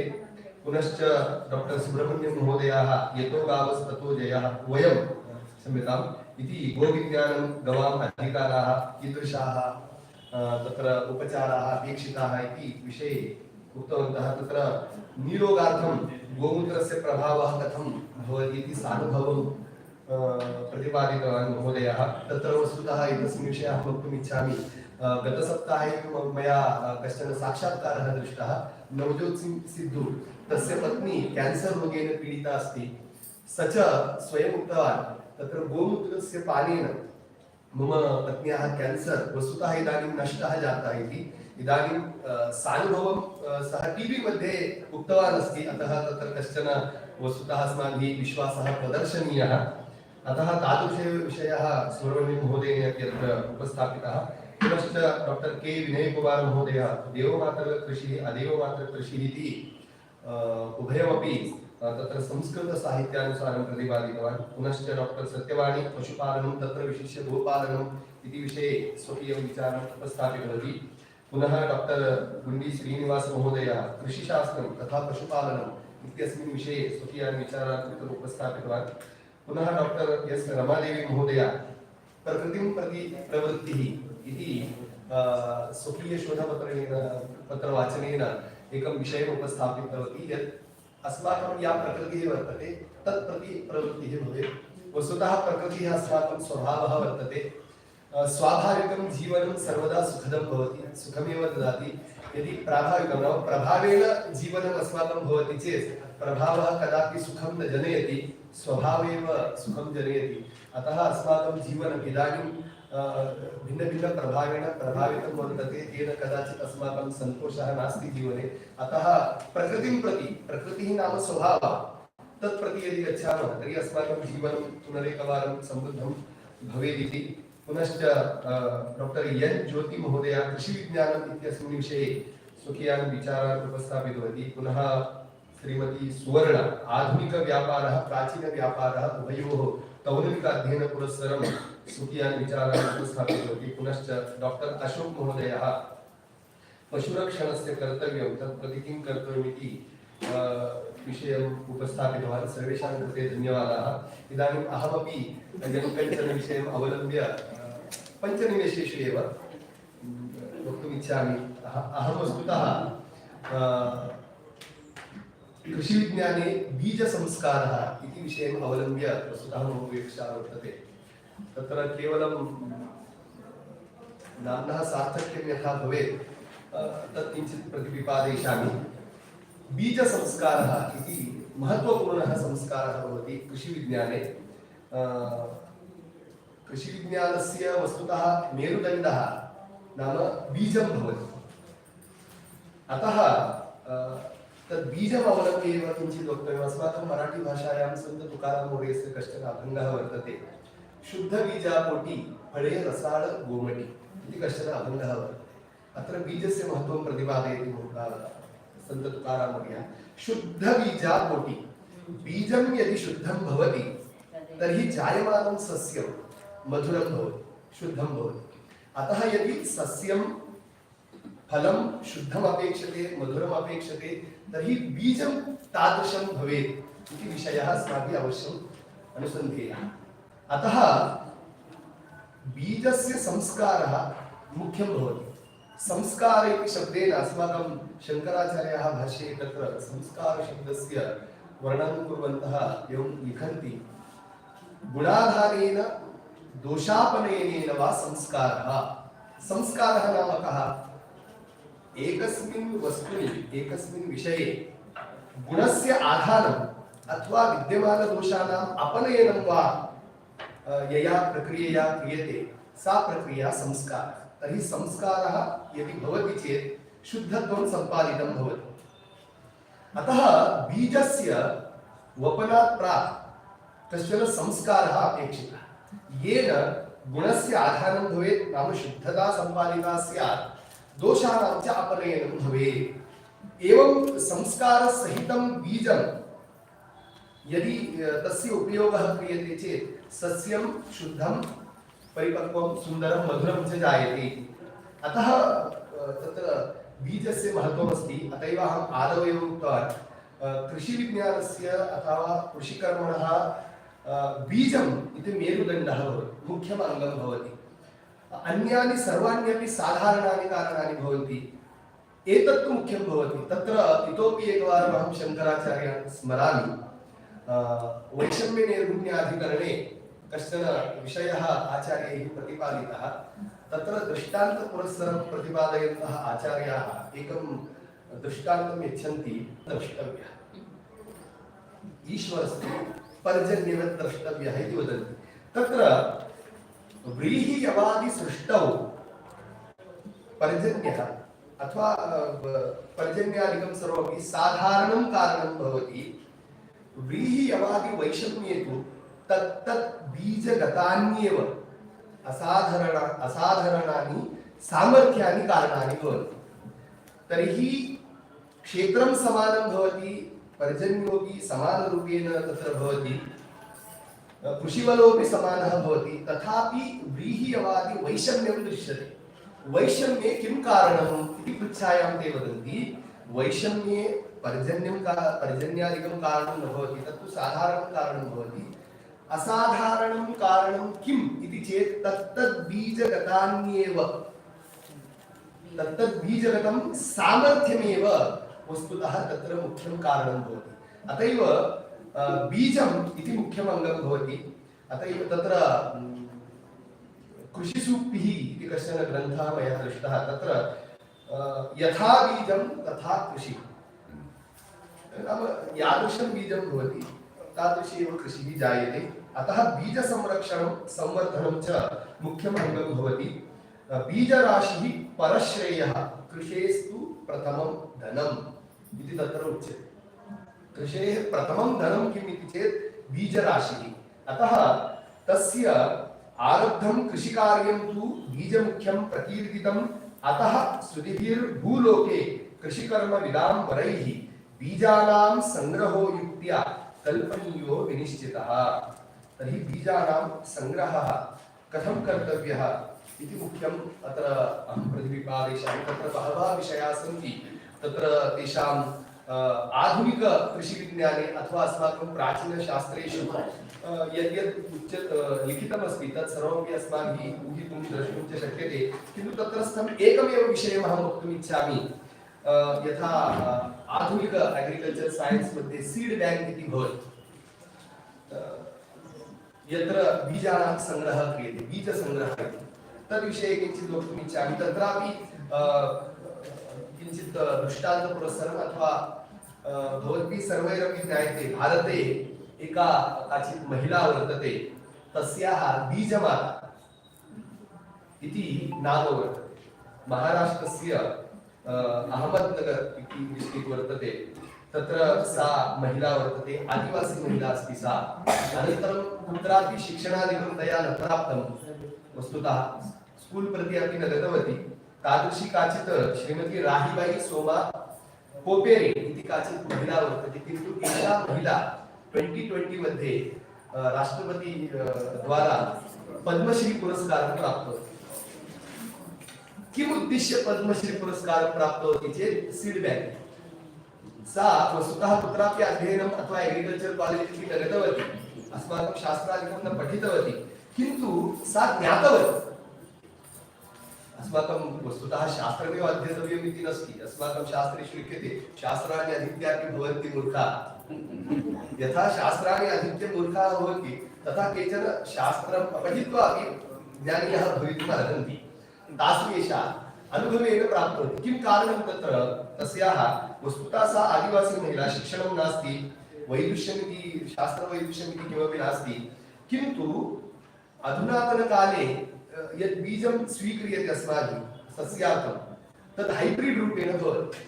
तस्य प्रभावः अस्माभिः ऊहितुं न शक्यते। किन्तु कैश्चित् यदि सम्यक् तत्र विशेषरूपेण अस्माभिः चिन्तनं क्रियते चेत् अवगन्तुं शक्यते। पश्यन्तु, इदानीम् अस्माकं बालाः वयं सर्वमपि दद्मः, उत्तमं भोजनं दद्मः, उत्तमं परिसरं दद्मः, तथापि सर्वदा रोगपीडिताः रोगग्रस्ताः भवन्ति। सर्वदा वैद्यालयं वयं गच्छामः बालान् स्वीकृत्य। किं कारणम् इति चेत् वयम् उत्तमं दद्मः इति चिन्तयामः, किन्तु यत् फुड् अथवा यत्किमपि वयं दद्मः तद् बीजरूपेण तस्य पश्यामः चेत् हाइब्रिड इति भवति। अतः तस्याः कश्चन पौत्रः सर्वदा एव रुग्णः भवति स्म। किं कारणम् इति सा विचिन्त्य कदाचित् यत् धान्यम् अस्माभिः दीयते, अन्नं यत् क्रियते तस्य धान्यं भवति, तत् हाइब्रिड अस्ति। वस्तुतः अस्माकं प्रकृतिः नास्ति सा, तत्तु बलात् अस्माभिः स्वीकृतं। यतोहि अधिकाधिकं भवतु, यत् अस्माकं देसी उच्यते खलु, तत् अधिकं न भवति। हाइब्रिड चेत् अधिकं भवति, शीघ्रमपि भवति। अतः अस्माकं लाभः भवति इति धिया हाइब्रिड इति उत्पादनं वयं कुर्मः। किन्तु स च सङ्करः, सङ्करो नरकाये इति उच्यते। अतः तादृशं साङ्कर्यमेव क्लेशकारणम् इति धिया सा देशी, वस्तुतः अस्माकं मूलं यदस्ति तादृशं बीजं तस्य संग्रहम् आरब्धवती। एवं च तथा एव सा अन्नधान्यादिकं निर्माय यदा स्वकीयं जीवनं यापितं तया ज्ञातं यत् अनेन क्लेशः न जायते, यतोहि अस्माकं प्रकृतिः अस्ति सा। पुनः तत्र विभागे याः महिलाः सन्ति तासां संग्रहं कृत्वा सा एतत् एकं समूहरूपेण कार्यम् आरब्धवती। इदानीं तस्याः बीज बैंक यत् भवति तत्र 52 भिन्न वैरायटी रूपेण 100 अपेक्षया अधिक तत्र देशी बीजानि सन्ति। अतः तादृशं कार्यं दृष्ट्वा पद्मश्री पुरस्कारेण सम्मानिता सा। तर्हि अहं चिन्तयामि अस्माभिः सर्वैरपि वस्तुतः बीजसंस्कारविषये विशेषरूपेण अनुसन्धानं कर्तव्यं भवति। बीजं यदि उत्तमं भवति चेत् तस्य फलरूपेण यत् सस्यं जायते तदपि उत्तमं भवति। तेन अस्माकं जीवनमपि सुखकारकं भवेत्, रोगरहितं भवेत्। अतः तत्र ये केचन विषयाः सन्ति तेषां सर्वेषामपि उपस्थापनं न कर्तव्यं समयाभावात्।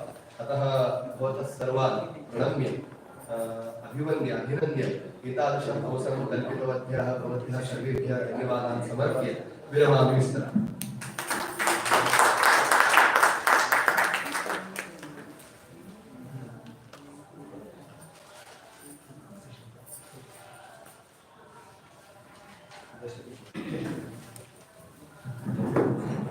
अस्मिन् पत्रे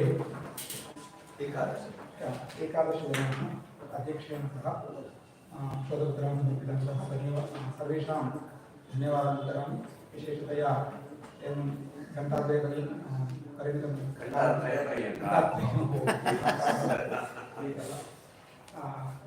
दिनेश प्रसाद महोदयं सम्मानयितुम् आचार्यकेन्द्रं महोदयान्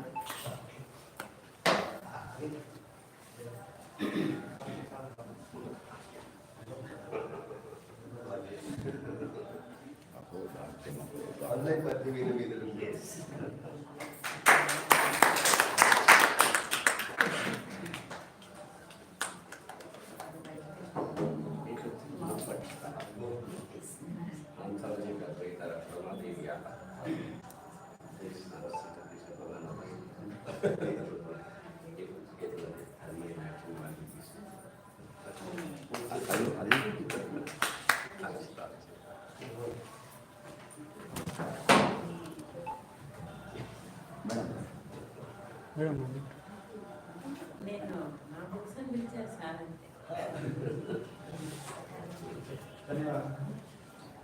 इदानीम् अन्तिमं सूत्रम् आरभ्यते। यदि समयः अल्पः वर्तते सर्वान् प्रार्थये तत्र सारांशं शोधपत्रसारांशमेव प्रतिपादयन्तु निवेदयन्तु इति सर्वान् प्रार्थये। कदाचित् बङ्गाळखातारूपेण अस्य सत्रस्य आध्यक्ष्यं निर्वोढुं प्रोफेसर् प्रसाद गोखले महोदयं प्रार्थये। एवम् अत्र आदौ शोधपत्रं समर्पयितुं जयवन्त चौधरी महोदयं सम्प्रार्थये। एते महोदयाः तत्र कविकुलगुरु कालिदास विश्वविद्यालयात् समागताः सन्ति।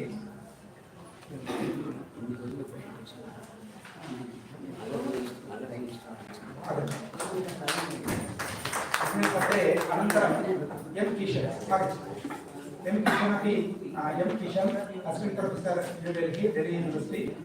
एवम् अनन्तरं एम् सिद्धरामशर्मा महोदयः वर्तन्ते। अनन्तरं वेमूरि विजयस्य अञ्जनाकृष्ण श्री महोदय एवम् अहल्या महोदय एवं सौजन्या आर्या माधवी एवं सामवेदं लक्ष्मी। अनन्तरं एताः जनाः सन्ति। अल्पे समयः भवति त्रिवादने अन्तिमसत्रं नाम व्यालेक्टर् समापनोत्सवं करणीयम्। अतः आदौ शोधपत्रं समर्पयामि।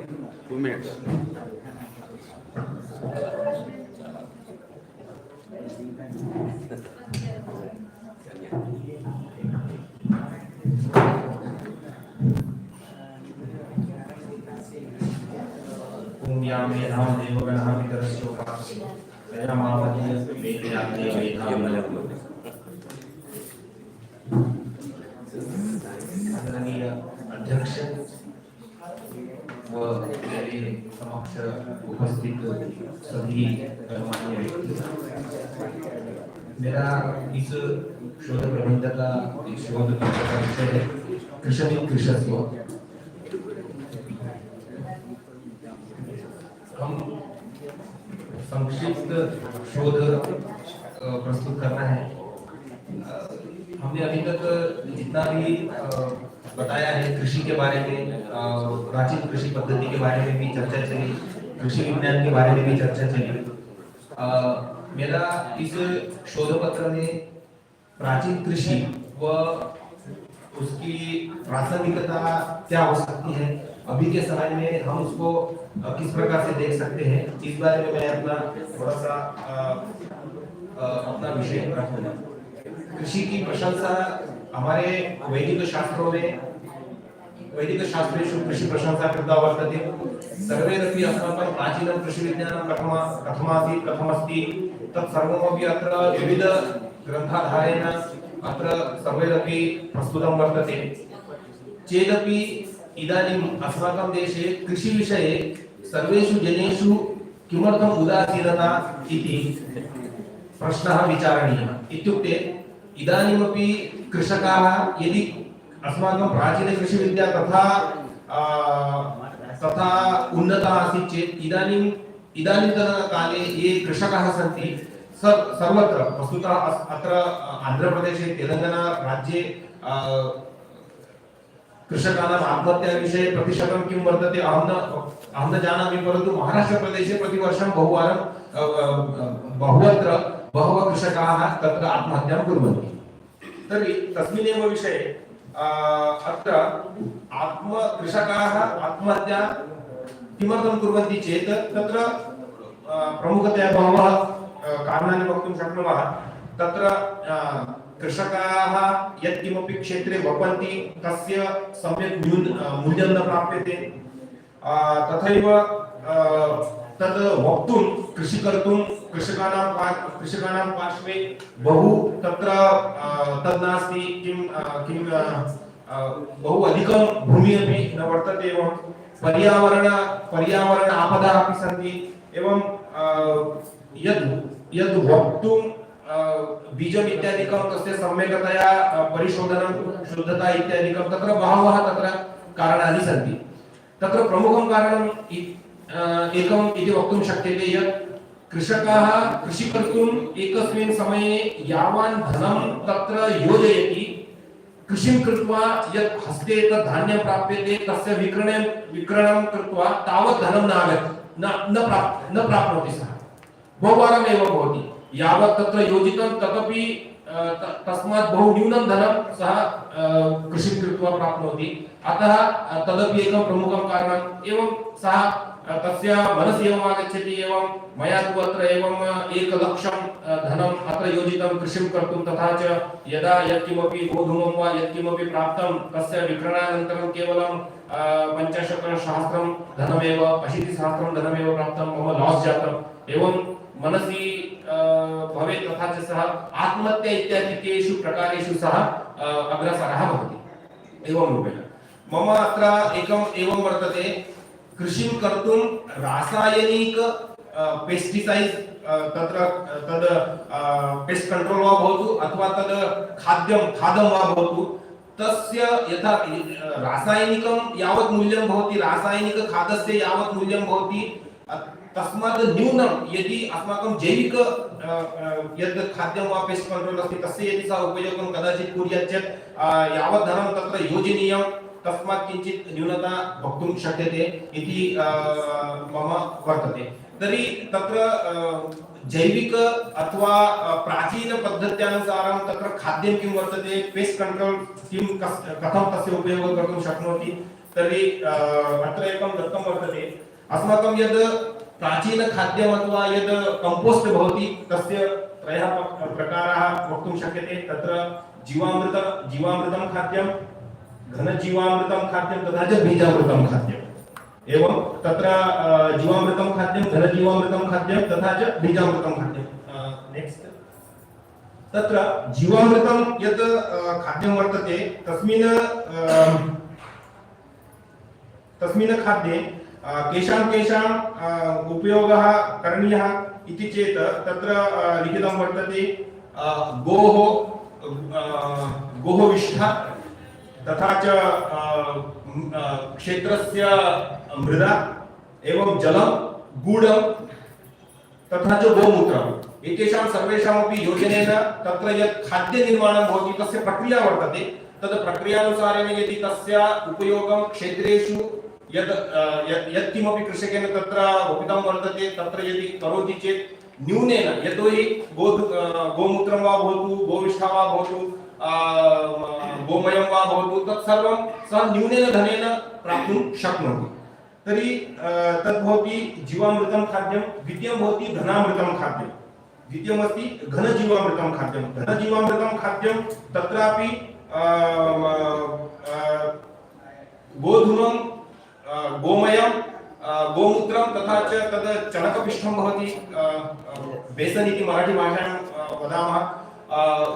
तस्य तद् चणकपृष्ठस्य तत्र उपयोगं कृत्वा घनजीवामृतखाद्यस्य उपयोगः कर्तुं सः शक्नोति, येन तस्य यत्किमपि तेन तत्र क्षेत्रे स्थापितं वर्तते, यत्किमपि धान्यमस्ति, सस्यम् अस्ति, तस्य उपरि ये कीटकाः सन्ति तथा च तस्य मूलमपि अनेन घनजीवामृतखाद्येन बलशाली भवितुं शक्यते।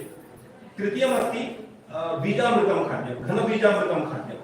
अत्रापि तत्र प्रक्रिया अपि वर्तते, तत्र च तत्र किं किम् आवश्यकं तत् सर्वमपि अत्र गोमयस्य आवश्यकता नास्ति, परन्तु गोमूत्रं, गुडं तथा च तद् चणकपृष्ठं तस्य सम्यक्तया मेलनेन घनबीजामृतखाद्यस्य तत्र उपयोगं न्यूनेन धनेन सः तस्य कंपोस्ट निर्मातुं सः शक्नोति। तर्हि एतदस्ति बीजामृतं खाद्यम्। एतत् जातं किं कंपोस्ट, यत् खाद्यं वर्तते, यद् वृक्षे स्थापनीयं भवति तत् कंपोस्ट इति। अग्रिमं वर्तते नेक्स्ट आचार्यः कृपया संक्षेपेण निष्कर्षः। अग्रिमं वर्तते पेस्ट कंट्रोल। पेस्ट कंट्रोल मध्येपि एकमस्ति नीमास्त्रं, कडुनिम्ब भवति, तस्य योजनेन अस्य अस्य निर्माणं भवति। नेक्स्ट ब्रह्मास्त्रमपि तस्यापि तरलं पदार्थस्य निर्मितिः तेन भवति, येन यदि वृक्षस्य उपरि तस्य किं तत्र पेस्टिसैड्स् कुर्मश्चेत् कीटकानां तत्र नष्टता भवति। अनन्तरमस्ति अग्नि अस्त्रम्, अनन्तरं वर्तते सोठास्त्रं। सुण्ठमाध्यमेन अपि तत्र पेस्ट कर्तुं शक्यते। तस्य जलेन सह योजनं कृत्वा वृक्षाणाम् उपरि तस्य प्रयोगः क्रियते चेत् वृक्षाणाम् उपरि यत् श्वेतकीटक भवति तस्य श्वेतकीटकस्य नाशोऽपि अनेन सोठास्त्रेण कर्तुं शक्यते।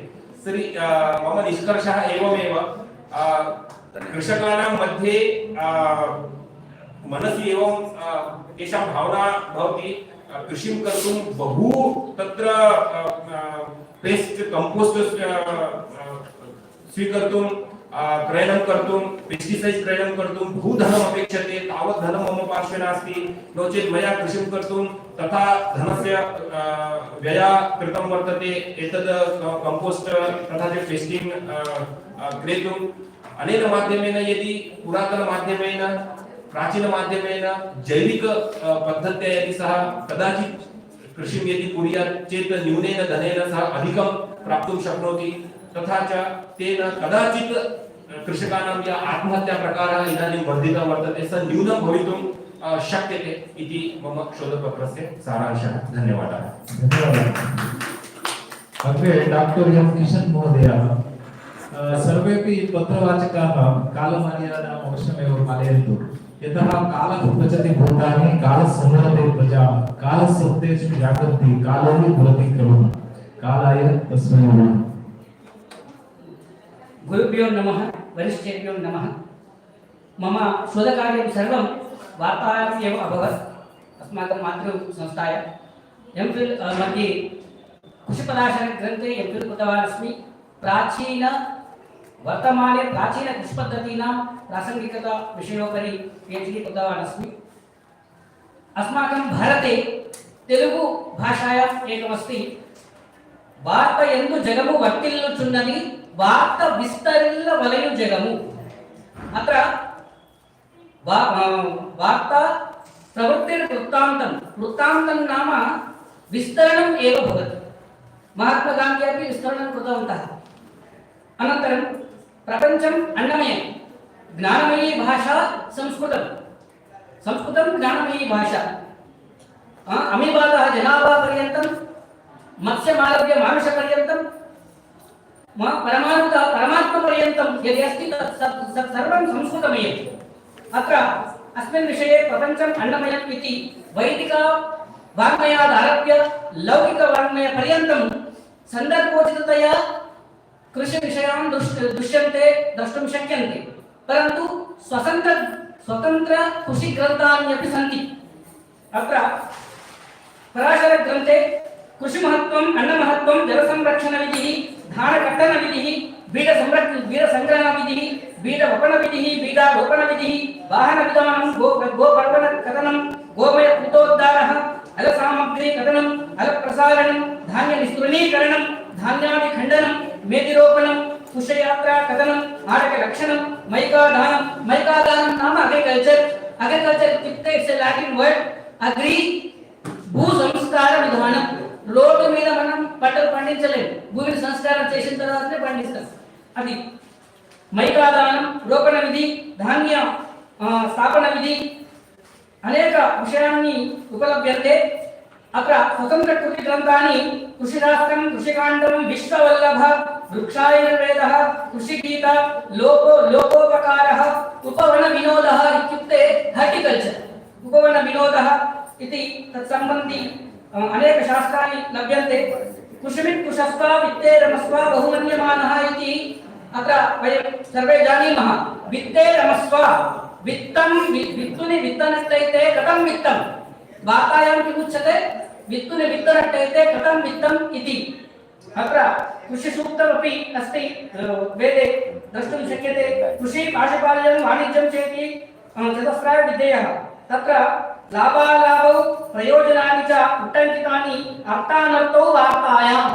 అర్థ అనర్థ అనర్థాలు కూడా ఉన్నాయి, అర్థాలు కూడా ఉన్నాయి, కాబట్టి అది చూసి చేయాలి అని చెప్పారు।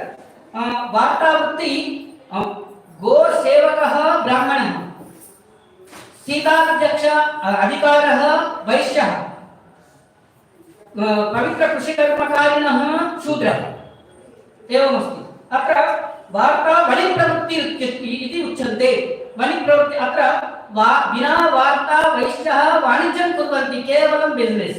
నేను చాలా మంది అడిగాను ఫీల్డ్ వర్క్, వాళ్ళకి తెలియదు పాపం। అయితే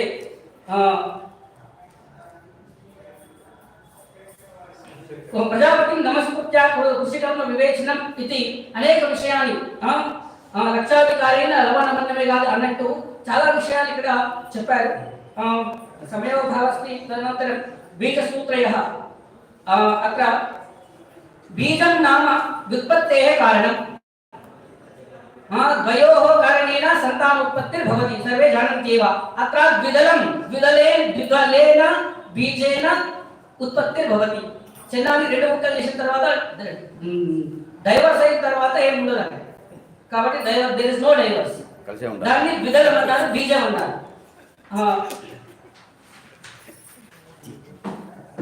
बीज संस्कार मासे वा फाल्गुने मासी सर्वबीजानि संहरेत् शोषयेत् वातपेय सम्यक् नैवादो विनिदापयेत् అని చెప్పారు। బీజస్య ప్రతికాం కృత్వా విధాన్యం యత్ర శోధయేత్ బీజం విధాన్య సమ్మిశ్రం ఫలహానికరం వరం। బీజాలను రక్షించడం ఎట్లా, వంశవృక్షం నుంచి తీసిన కట్టెలో పెట్టి రక్షించేవారు, ఎండిన గుమ్మడికాయలో పెట్టి రక్షించేవారు పూర్వకాలం। ఏకరూపం తద్బీజం ఫలం ఫలతి నిర్భరం ఏకరూపం ప్రయత్నేన తస్మాత్ బీజం సమాచరేత్ సుదృఢం। అనేక విషయాలు సంతి। అత్ర శ్రద్ధయా శృణ్వంతు। బీజ రక్షణ విధి కథం రక్షణీయः न वाल्मीके न गोस्थाने न प्रसूता निकेतने नोच्चिष्टं स्पर्शयेत् बीजं ननाली रजस्वला इत्यादि अनेक विषयानि अत्र प्रस्तूयन्ते। अनन्तरं बीजरक्षणविधि अत्र द्रष्टुं शक्यते, बीजवपनविधिः अपि द्रष्टुं शक्यते। अनन्तरं कन्क्लूजन् मध्ये एकनिमेषपर्यन्तमेव स्वीकरोमि। పరాశర గ్రంథంలో మలము అంటే దున్నేటప్పుడు ఆవులు దేనువులు మలమూత్ర విసర్జనం చేస్తే శుభం, కేవలం మూత్ర విసర్జనం వినాశం మీరు చెప్పారు। పిచ్చి పిచ్చి వేషాలు వేస్తే జైలు పోలేడం కూడా ఉంది, కారాగార శిక్ష అది కూడా చెప్పారు। ఇట్లానే పంటలు కోసేటప్పుడు పండుగ చేసుకుంటారు, పాయసం గుడాన్నం అట్లా అని. అదే కాకుండా కొందరు కోళ్ళని మేకల్ని కోస్తారు. నేను ఫీల్డ్ వర్క్ అడిగాను ఎందుకు కోస్తారని తెలియదు వాళ్ళు, కానీ కృషి పరాయణం చెప్పారు మత్స్య చేపలను కోళ్ళను అట్లా చేసేవాళ్ళు చేసుకోవచ్చు అని, అది ఉంది ఇక్కడ.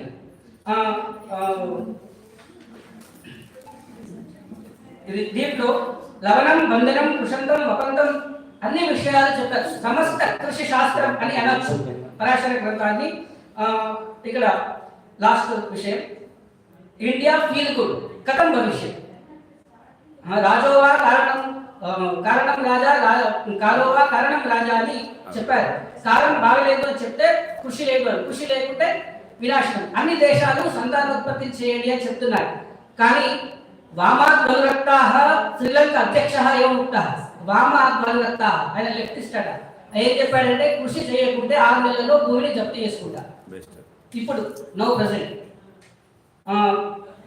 ఇక్కడ వ్యాకరణ శాస్త్రం చదివేటప్పుడు దాతృపాలిలో మా గురువు గారు చెప్పారు, ఇది లింగ నిమిత్తే క్రియాలు కొత్త అర్థం కాకపోయేది. ఇది సువృష్టి రభవిష్య తన సుభిక్ష భవిష్య ఇద్దరా అని చెప్పేవాడు బాబు. కాబట్టి ఇది సువృష్టి రభవిష్య తన సుభిక్ష భవిష్య. ఈ విషయం మన మాతృభాషలో చెప్తే వారికి అర్థం కాదు, తెలుగులో చెప్తే వినదు, హిందీలో చెప్తే కూడా వినదు, హిందీ నాకు కాదు, సంస్కృతంలో చెప్తే అర్థం కాదు. కాబట్టి ఇంగ్లీష్ లో there is no parity for a professions to a person who involved in agricultural activity. కృషితో నాకు దుర్భిక్షం అంటే వినదు, ఇంగ్లీష్ లో చెప్తే మాత్రం వింటారు. కాబట్టి అట్లా చాలా విషయాలు ఇందులో చెప్పబట్టే. బీజ రక్షణమే ఫల సమృద్ధి అని చెప్పారు. ఇక్కడ లాస్ట్ శ్లోకం సర్వసస్యాని కాలే సుస్థా భవంతు కృషకా ధనధాన్య సమృద్ధిభిః సుస్థా భవంతు కృషకా ధనధాన్య సమన్వితః. ఈ విషయం చెప్పి డాక్టర్ ఏఆర్ అంతని madam.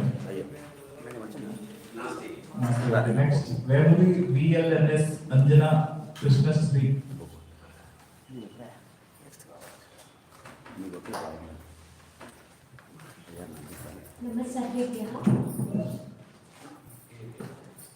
So today I would like to speak about the topic which is Bija Samrakshan Vidhanani. So this is my initial times where I am trying to learn Sanskrit, so I would like to speak in English.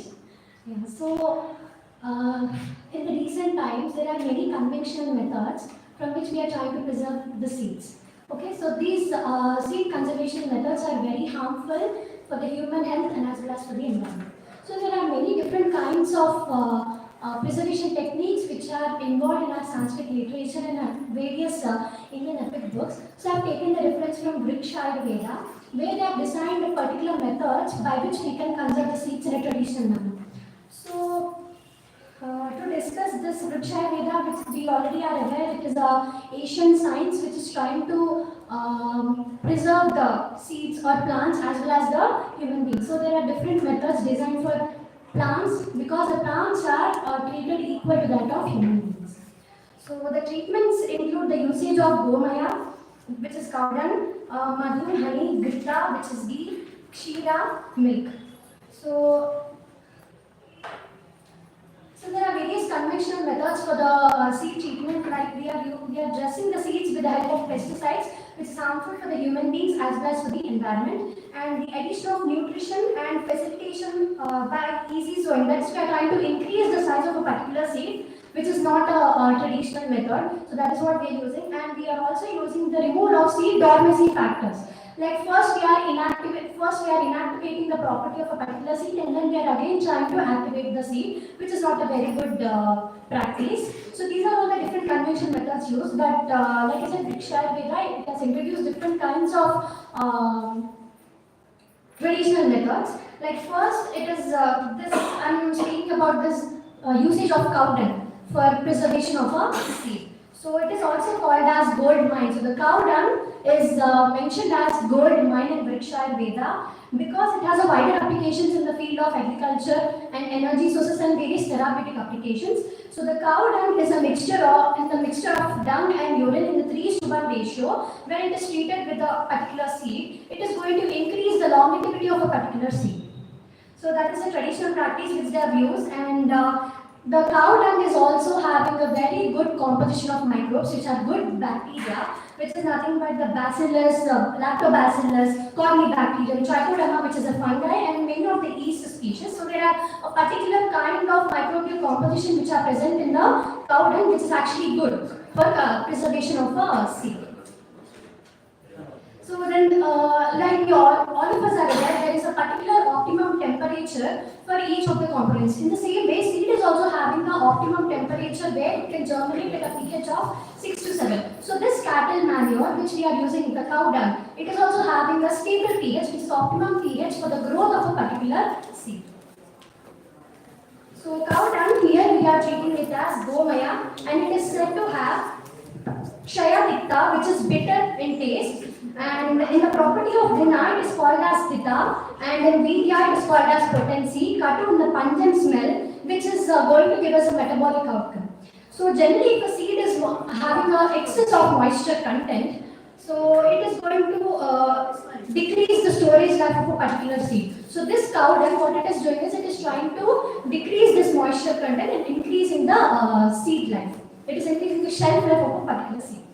So then coming to importance of treating the seeds with bhasma, which is ash. So we are trying to use different kinds of fruit ash or seed ashes like the tila, which is called a sesamum, and we are also trying to use vidanga and brihati, which is solanum. So all these kinds of ashes we are using for preservation of a particular seed. Yes. So then coming to the importance of fumigation of the seed. Fumigation in the process, the smoke is considered as a very important factor which is involved in fire and post-fire agriculture use. So we are using it post and pre. So there are two kinds of fumigation methods used. One is the aerosol method and other one is the smoke plus water method. Aerosol method is nothing but we are trying to burn a particular plant material and directly use it for the preservation of a particular seed. And smoke plus water is nothing but we are exposing the burnt material of a plant to the water, and this water we are sowing, and in this water we are trying to sow the seeds which we want to preserve. So then coming to treating the seeds with the cow milk, kshira. So the fresh cow milk is the one which is going to contain lot number of hormones that relieve the seed from the pathological, thermological and physiological and mechanical dormancy of a particular seed.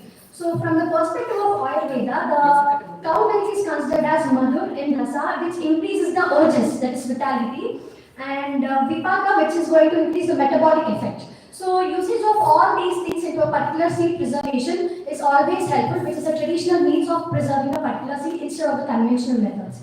So here I would like to conclude by telling a particular shloka from Atharvana Veda, which is Sudhiryam cha naha sukrutam cha dhimahi. May we achieve the good deeds and prosperity for our future generation. So this shloka is trying to imply that the continuity of the agricultural practices through the preservation of the fertile seed. And there is a shloka from Atharvana Veda which is Mata Bhumihi Putroham Prithivyaha. The earth is our mother and we are her children. This reflects the Vedic perspective of honoring the nature and nurturing the sustainable agriculture. So the last shloka which I would like to tell and conclude is Bijam Rakshitam, Sasyam Rakshitam. Preserve the seeds, the crops will be preserved and human beings will be flourished. Thank you. Thank you very much.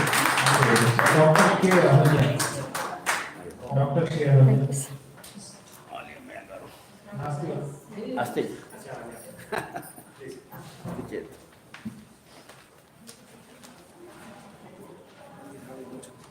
My intention is not to stop you, but Dharma Sankata, time is not there. Unless your power you don't take it otherwise.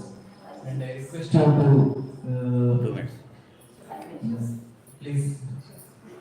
Satnam Saraswati Namaha.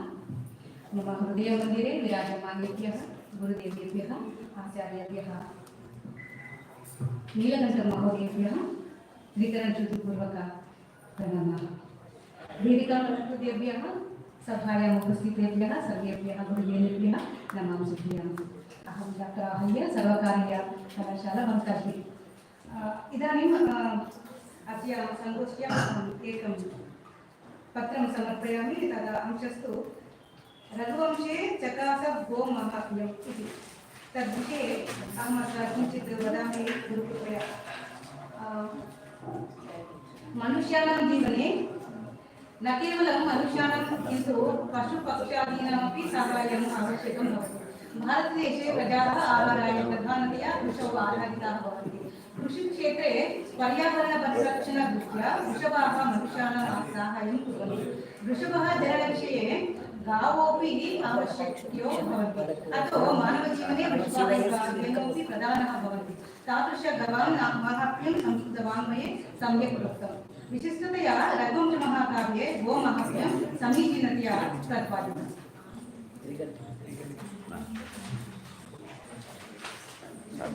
रघुवंशे चकासत् गोमाहात्म्यं। रघुवंशे द्वितीय सर्गे प्रधानतया गोमाहात्म्यम् उपवर्णितम्। गुरुणा उपदिष्टः दिलीपमहाराजः कामधेनोः सुतां नन्दिनीधेनुं संसेव्य सुपुत्रम् अलभत। दिलीपस्य गोसेवा द्वितीय सर्गे वर्णिता। रघुवंशे अन्यत्रापि गोप्रस्तावना दृश्यते। प्रथमे सर्गे वसिष्ठाश्रमं गच्छते दिलीपाय गोशवृद्धा हयङ्गवीनं दद्युः इति वर्णितम्। Sir, I prepared this much not to essay, but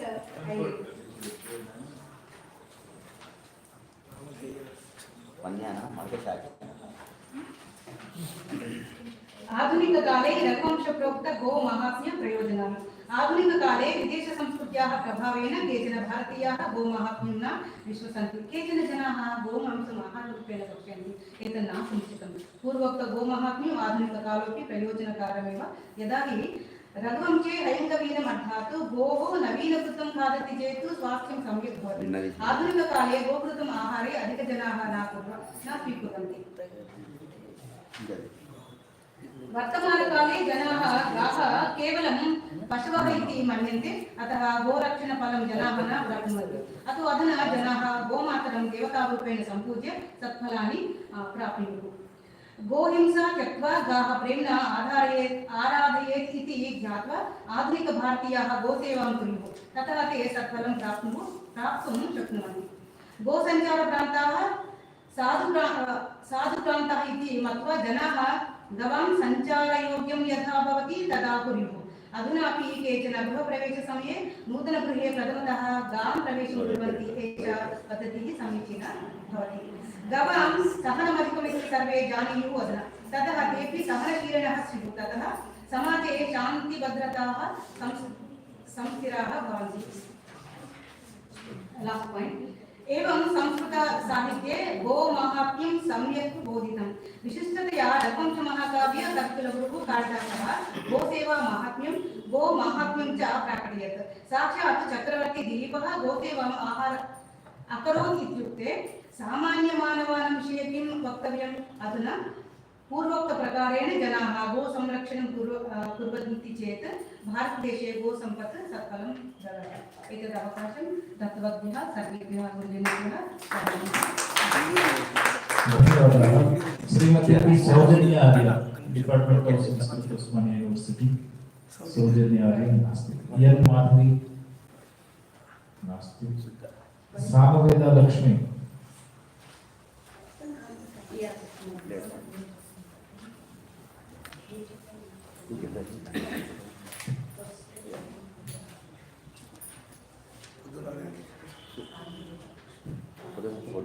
सभे नमः। मम नाम सामवेदा लक्ष्मी। अहम् अविनाश वाणिज्य कलाशालायां संस्कृत शिक्षिकारूपेण पाठयन्ति। अहं संस्कृत सम्यक् भावे वक्तुं न शक्नोमि। तस्मात् अहम् अद्य आङ्ग्लभाषेण पठितवती। So mama Vishaya, today's my topic is importance of agriculture in modern society and its relevance. Before that, I have to chant one shloka which is related to Krishi. Krishi vina na jivanti jiva sarve pranashyati tasmat krishim prayatnena kurvanti sukha samvetu. We can't imagine a life without agriculture, without food. If there is no agriculture, there is no food. If there is no food, there is no inhabitant, no humans, no organisms in this world. Annam brahmadasam vishnu bhukto devo janardhanam एवं ज्ञात्वा तथा ज्ञात्वा अन्नं दोषो न लिप्यते. Agri is derived from the word agro, derivation of Greek agro means field. Culture is cultivation. Cultivation is the field of preparing the land for growth of enhancement or propagation of living organisms in known as agriculture.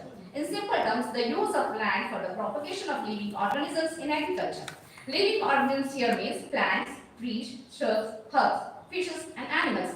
Even microorganisms like algae, fungi and land propagation are also included in agriculture.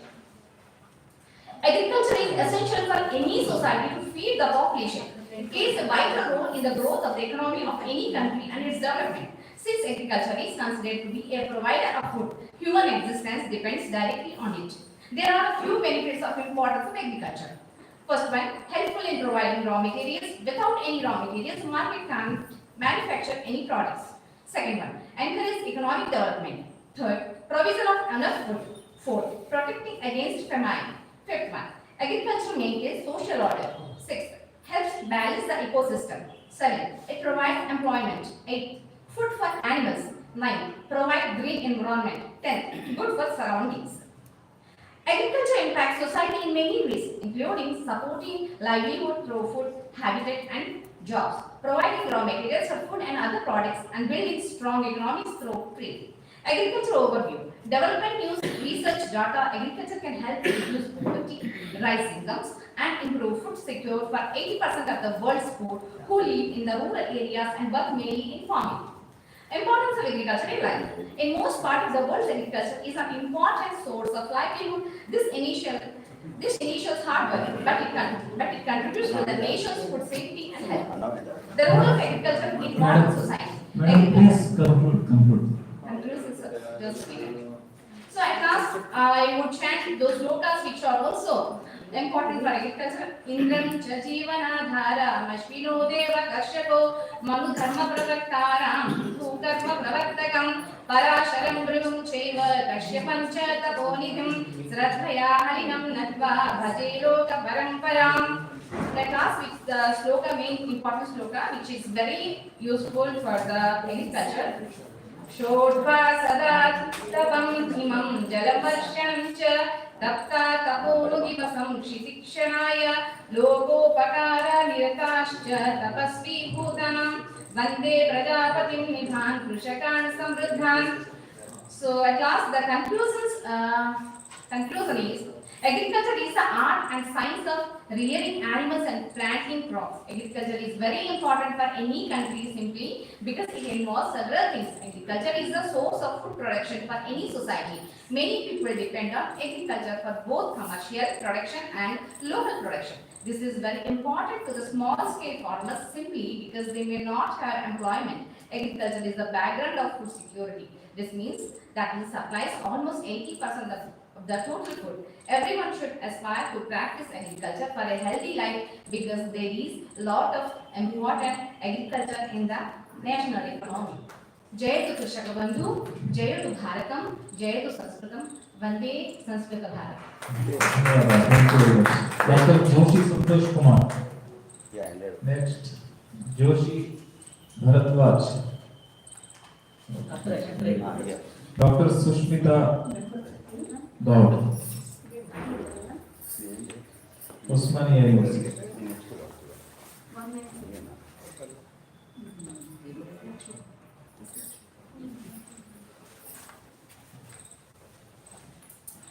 Namaste. Om Namaste Sharade Devi Katyayani Vatiprade Vasitvam Mama Jihvate Nitya Dana Karimama Om Shri Aim Vadavada Bhavadini Buddha Janani Swam.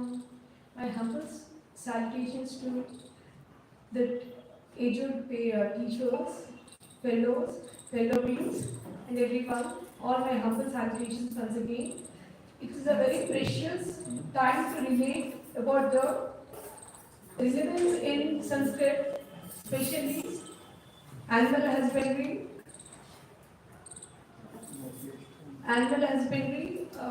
trade, and its relevance. Agriculture is the backbone of Indian nation, Wherever you go, every parts of India, agriculture is taken at the large moment of time. And the domestic animals and the animals which we are related in cultivating the crops, fields, buffaloes, oxen are taken charge. The domestic animals like cow and buffalo, which gives us milk. In the sheep and the goats is very much the cattle and the domestic animals are very much taken care in Indian constitution. The more amounts of help we take from the animals, like for digging the in the fields and every in the fields if we wait to have the help of the animals, it does everything. And it's like if we take the byproducts of animals like cow and the buffaloes, its urine, its fecal matter and all, it is scientifically very good and strong to the fields. Like it's a manure, nothing, it's a manure, and it is a medicinal value from the cows and the buffaloes which we take. And if we take the donkey as well, its milk is used in curing asthma, allergies and bronchitis. And if you were to take elephants and the horses, elephant is a Gajendra, it is taken charge as an animal in the, I mean like, Devendra has got either white elephant, it is a very sacred, and horses also has done much of the work, and therefore I conclude, because the agriculture, animal husbandry and trade is very much important. The amounts of work we do, we have to get back the payment. So trade and commerce, if we were to take up all the modern and the ancient times, medieval times, trade has been taken very drastic change and had given a very good meaning in the status. Thank you. Okay, thank you. Dr. N. Siddharameshwar Sharma. సిద్ధంగా ఉన్నాడు.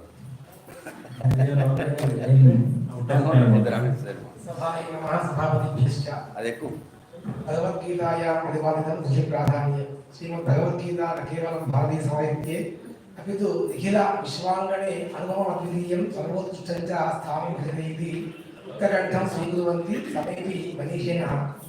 गीता कस्यापि व्यक्तिविशेषस्य, जातिविशेषस्य, देशविशेषस्य, धर्मविशेषस्य, साम्प्रदायिकविशेषस्य वा ग्रन्थः नास्ति। विश्वस्मिन् विश्वे सर्वतोधिकं लोकप्रियं सर्वोत्तमं च स्थानं बिभ्रत् गन्धर्वमिदं भावार्थं समस्त प्राणिनां समानरूपेण हितकारकमस्ति इति नास्त्यत्र कश्चन सन्देहः। अत एव विश्वस्य प्रायः निखिलासु भाषासु अस्य ग्रन्थस्य सहस्राधिकाः अनुवादाः भाष्याणि उपभाष्याणि टीकाश्च अस्माकं नगरपथम् आयान्ति। वेदोपनिषदि सकलशास्त्रसारभूतं साक्षात् पद्मनाभस्य मुखपद्मादुनिस्मृतं ग्रन्थरत्नमेतद् धर्मार्थकाममोक्ष स्वरूप पुरुषार्थचतुष्टया साधकं समग्र विश्वस्य मङ्गलकारकं विद्यते। वस्तुतस्तु यदि हास्ति तदन्यत्र निर्णयहास्ति तत् क्वचित् इत्युक्तिः कृतार्था भवति अस्मिन् ग्रन्थे। मानवकल्याणाय अपेक्षिताः न कश्चन ईदृशाः विषयाः यस्य वर्णनम् अस्मिन् ग्रन्थे नोपलभ्यते। अत एव उच्यते गीतासु गीता कर्तव्या किमन्यैः शास्त्रविस्तरैः यास्वयं पद्मनाभस्य मुखपद्मादिस्मृता। ग्रन्थेऽस्मिन् विशेषरूपेण ज्ञान भक्ति कर्मणां यथास्थानं विभिन्नेषु अध्यायेषु अतिविशदं गहनं सम्पूर्णं च वर्णनं रुचिवदमायाति। येषु त्रिषु सम्पूर्णगीतायां कस्य विषयस्य प्राधान्यं कस्य च गौणत्वमिति वक्तुं न शक्यते। यतः यथा भगवत्स्वरूपं निजभावानुसारं भक्तेभ्यः भिन्नं भिन्नं प्रतिपादि तथैव भगवन्मुखानुसृतं गीतावचनामृतमपि विविधभक्तैः स्वस्वभावानुरूपं निजमार्गानुसारेण व्याख्यातम्। अत एव शङ्करभाष्यकारेण भगवता शङ्करेण निजभाष्ये ज्ञानस्य रामानुजादिवैष्णवैः भगवद्भक्तेः लोकमानि तिलकादिभिः च निजभावानुरूपं कर्मणः प्राधान्यं गीतायां प्रतिपादितम् एवञ्च यद्यपि गीतायां यथास्थानं ज्ञान कर्म भक्तिरूपाणां त्रिविधनामानि सिद्धान्तानां वैशद्येन निगुणं निरूपितं कृतं भगवता तथापि एतत् वक्तुं शक्यते यत् श्रीमद्भगवद्गीता एकः भक्तिप्रधानग्रन्थः विद्यते इति वस्तुतः ग्रन्थेऽस्मिन् न कश्चन अध्यायः यत्र न्यूनाधिरूपेण भक्तेः प्रसङ्गः नयाति ग्रन्थारम्भे धर्मक्षेत्रे कुरुक्षेत्रे मोहोविष्टः अर्जुनः शाधिमां त्वां प्रसन्नं प्रपन्नम् इत्यधिराय भगवतः शरणागतत्वं भजते ग्रन्थान्ते च सर्वधर्मान् परित्यज्य मामेकं शरणं व्रज इत्युपाधिं योगिराट् भगवान् श्रीकृष्णः भक्तिस्वरूपां शरणागतिं समर्थयति श्रीमद्भगवद्गीतायाः भक्तियोगवाक्ये पाशाख्ये मोक्षसाधनरूप कर्मज्ञानादिषु साधनापेक्षया भक्तियोगस्य श्रेष्ठत्वं सर्वजना सुलभत्वं च प्रतिपादितं भगवता तस्य अध्यायस्य आदौ निर्गुणोपासना सगुणोपासनायोर्मध्ये कस्या श्रेष्ठत्वमिति अर्जुनकृत जिज्ञासायाः समाधानं कुर्वन् भगवान् श्रीकृष्णः अध्यायस्य द्वितीयचतुर्थपञ्चम षष्ठश्लोकेषु निर्गुणोपासनापेक्षया सगुणोपासनायाः ज्ञानयोगापेक्षया भक्तियोगस्य च भागवद्भक्प्राप्तेः श्रेष्ठतत्वं स्पष्टं प्रमाणयति गीतायाः नवमोऽध्यायेऽपि अनिरुद्ध्यावताभ्यां भक्तेः प्राधान्यं सर्वोत्तमं च निरूपितम् निष्कामरूपेण पश्यामः वयं यत् मोक्षप्राप्ते इत्यपि कर्मज्ञानभक्तिरूपाणां प्रयाणं मोक्षाणाम् उपदेयं तदनं कृषिगोरक्षा वाणिज्यं वैश्यकर्म स्वभावजं लोकमेतत् भगवद्गीतायाम् 18 वर्तते व्यवसायो नाम सवां भूषणं कविता वर्तकं वाणिज्यमिति एतत् वैश्यस्य प्राकृतिकं कर्म वर्तते यथा तस्मिन् विषये ज्ञानाधिक्यं भवति अपरञ्च शूद्रे रजोगुणस्य आधिक्यं रजोगुणस्य अल्पत्वं भवति तदर्थं कथ्यते यत् परिचारात्मकं कर्म शूद्रस्यापि स्वभावजं सेवाभावः शूद्रस्य स्वाभाविकं कर्म भवति गुणाधिक्येन सहजाता ये गुणाः येषु ग्रन्थेषु अधिकाः भवन्ति ते तादृशानि कर्माणि कुर्वन्ति चातुर्वर्ण्यम् इत्यत्र अर्थः सत्त्व रजस्तमो गुणाः मानवानाम् आहार व्यवहार मानसिक प्रवृत्तयः देवताराधनमपि येषां गुणानुरूपेण विभक्तमिति गीतायां 15 अध्याये प्रतिपादितम् प्रत्येकमनुजेन मानसिकस्थितिं परिगणय्य मनुजः परिशील्य तस्य कृते गुणप्रभावरूपेण उन्नतस्थित्यै प्रयत्नः करोति चेत् तमोगुणिनः अपि रजोगुणिनः भवन्ति न केवलं तावदेव कर्मणा सत्त्वगुणप्रधानाः अपि भवन्ति तथैव सत्त्वगुणप्रधानिनः अपि कर्म व्यत्यासेन कर्मभेदेन तमोगुणेषु अन्तर्भवन्ति ज्याध्येन दानानि वैश्यस्य क्षत्रियस्य च प्रतिग्रहोऽधि विप्रे निजदानाध्येने तथा अन्तिमं एवं प्रभावेन उपरि उद्धरणैः एतत् स्पष्टीभवति यत् भगवद्गीतायादि भक्तिप्रधानग्रन्थेषु उपन्यासतायाः ऋषिप्राधान्यं समेषामपि सोपानानां न्यूनाधिकरूपेण विवेचनं श्रीकृष्णेन भगवता गीतायां गीतं तदहमत्र यथावधिः भवतां सकाशे किञ्चित् निवेदितं तदीये वाचि दोषाः यदि स्युः चेत् क्षन्तव्यः भागिनं कृतवन्तं माम् अकादमीनिदेशकशरणं पेन्नामसूनकं महोदयम् अन्यांश्च सर्वान् नमस्कृत्य विरमामि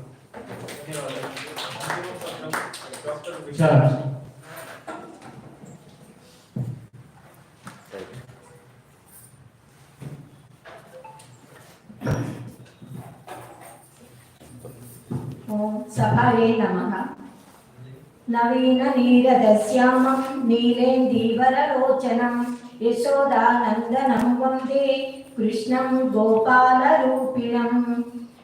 సంస్కృత పరిషత్ వారు నిన్న ఇవాళ 2 రోజులు కూడా వార్తాయాః కృషి పశుపాలన వాణిజ్య ప్రాశస్త్యం అనే అంశం పైన సదస్సును నిర్వహిస్తున్నారు. ఇందులో నాకు కూడా పాల్గొనే అవకాశం ఇచ్చినందుకు నేను వారందరికీ కూడా హృదయపూర్వకమైన కృతజ్ఞతలు తెలియజేస్తున్నాను. నిజానికి కృషి పశుపాలన వాణిజ్యము ఈ 3 ఒకే అంశానికి సంబంధించినవి అయినా కూడా దేనికదే ఒక పెద్ద శాస్త్రం లాంటిది. ఇప్పటి వరకు మాట్లాడిన చాలా మంది వక్తలు ఎంతో చక్కగా అన్ని విషయాల గురించి వివరించారు. అయినా ఇంకా ఎంతమంది మాట్లాడాలి అని అనుకున్నా మన వేదములలో, మన వైదిక సాహిత్యము, మన సంస్కృత వాంగ్మయంలో, సాహిత్యంలో, రామాయణంలో, భారతంలో, భాగవతంలో, కావ్య నాటకాలన్నింటిలో కూడా ఈ 3కి సంబంధించిన అనేకమైన అంశాలు ఉంటూనే ఉంటాయి.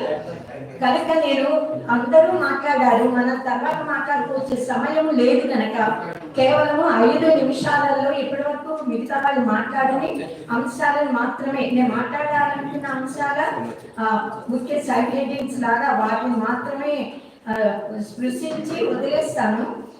మనం అంటే విశ్వవిజ్ఞాన గనులైనటువంటి మన వేదాలలో మహర్షులు మనకన్నింటినీ బోధించారు. ఇప్పుడు కృషి సంపద గురించి ఋగ్వేదం 3వ మండలం 30వ సూక్తం 11వ మంత్రంలో చెప్పారు.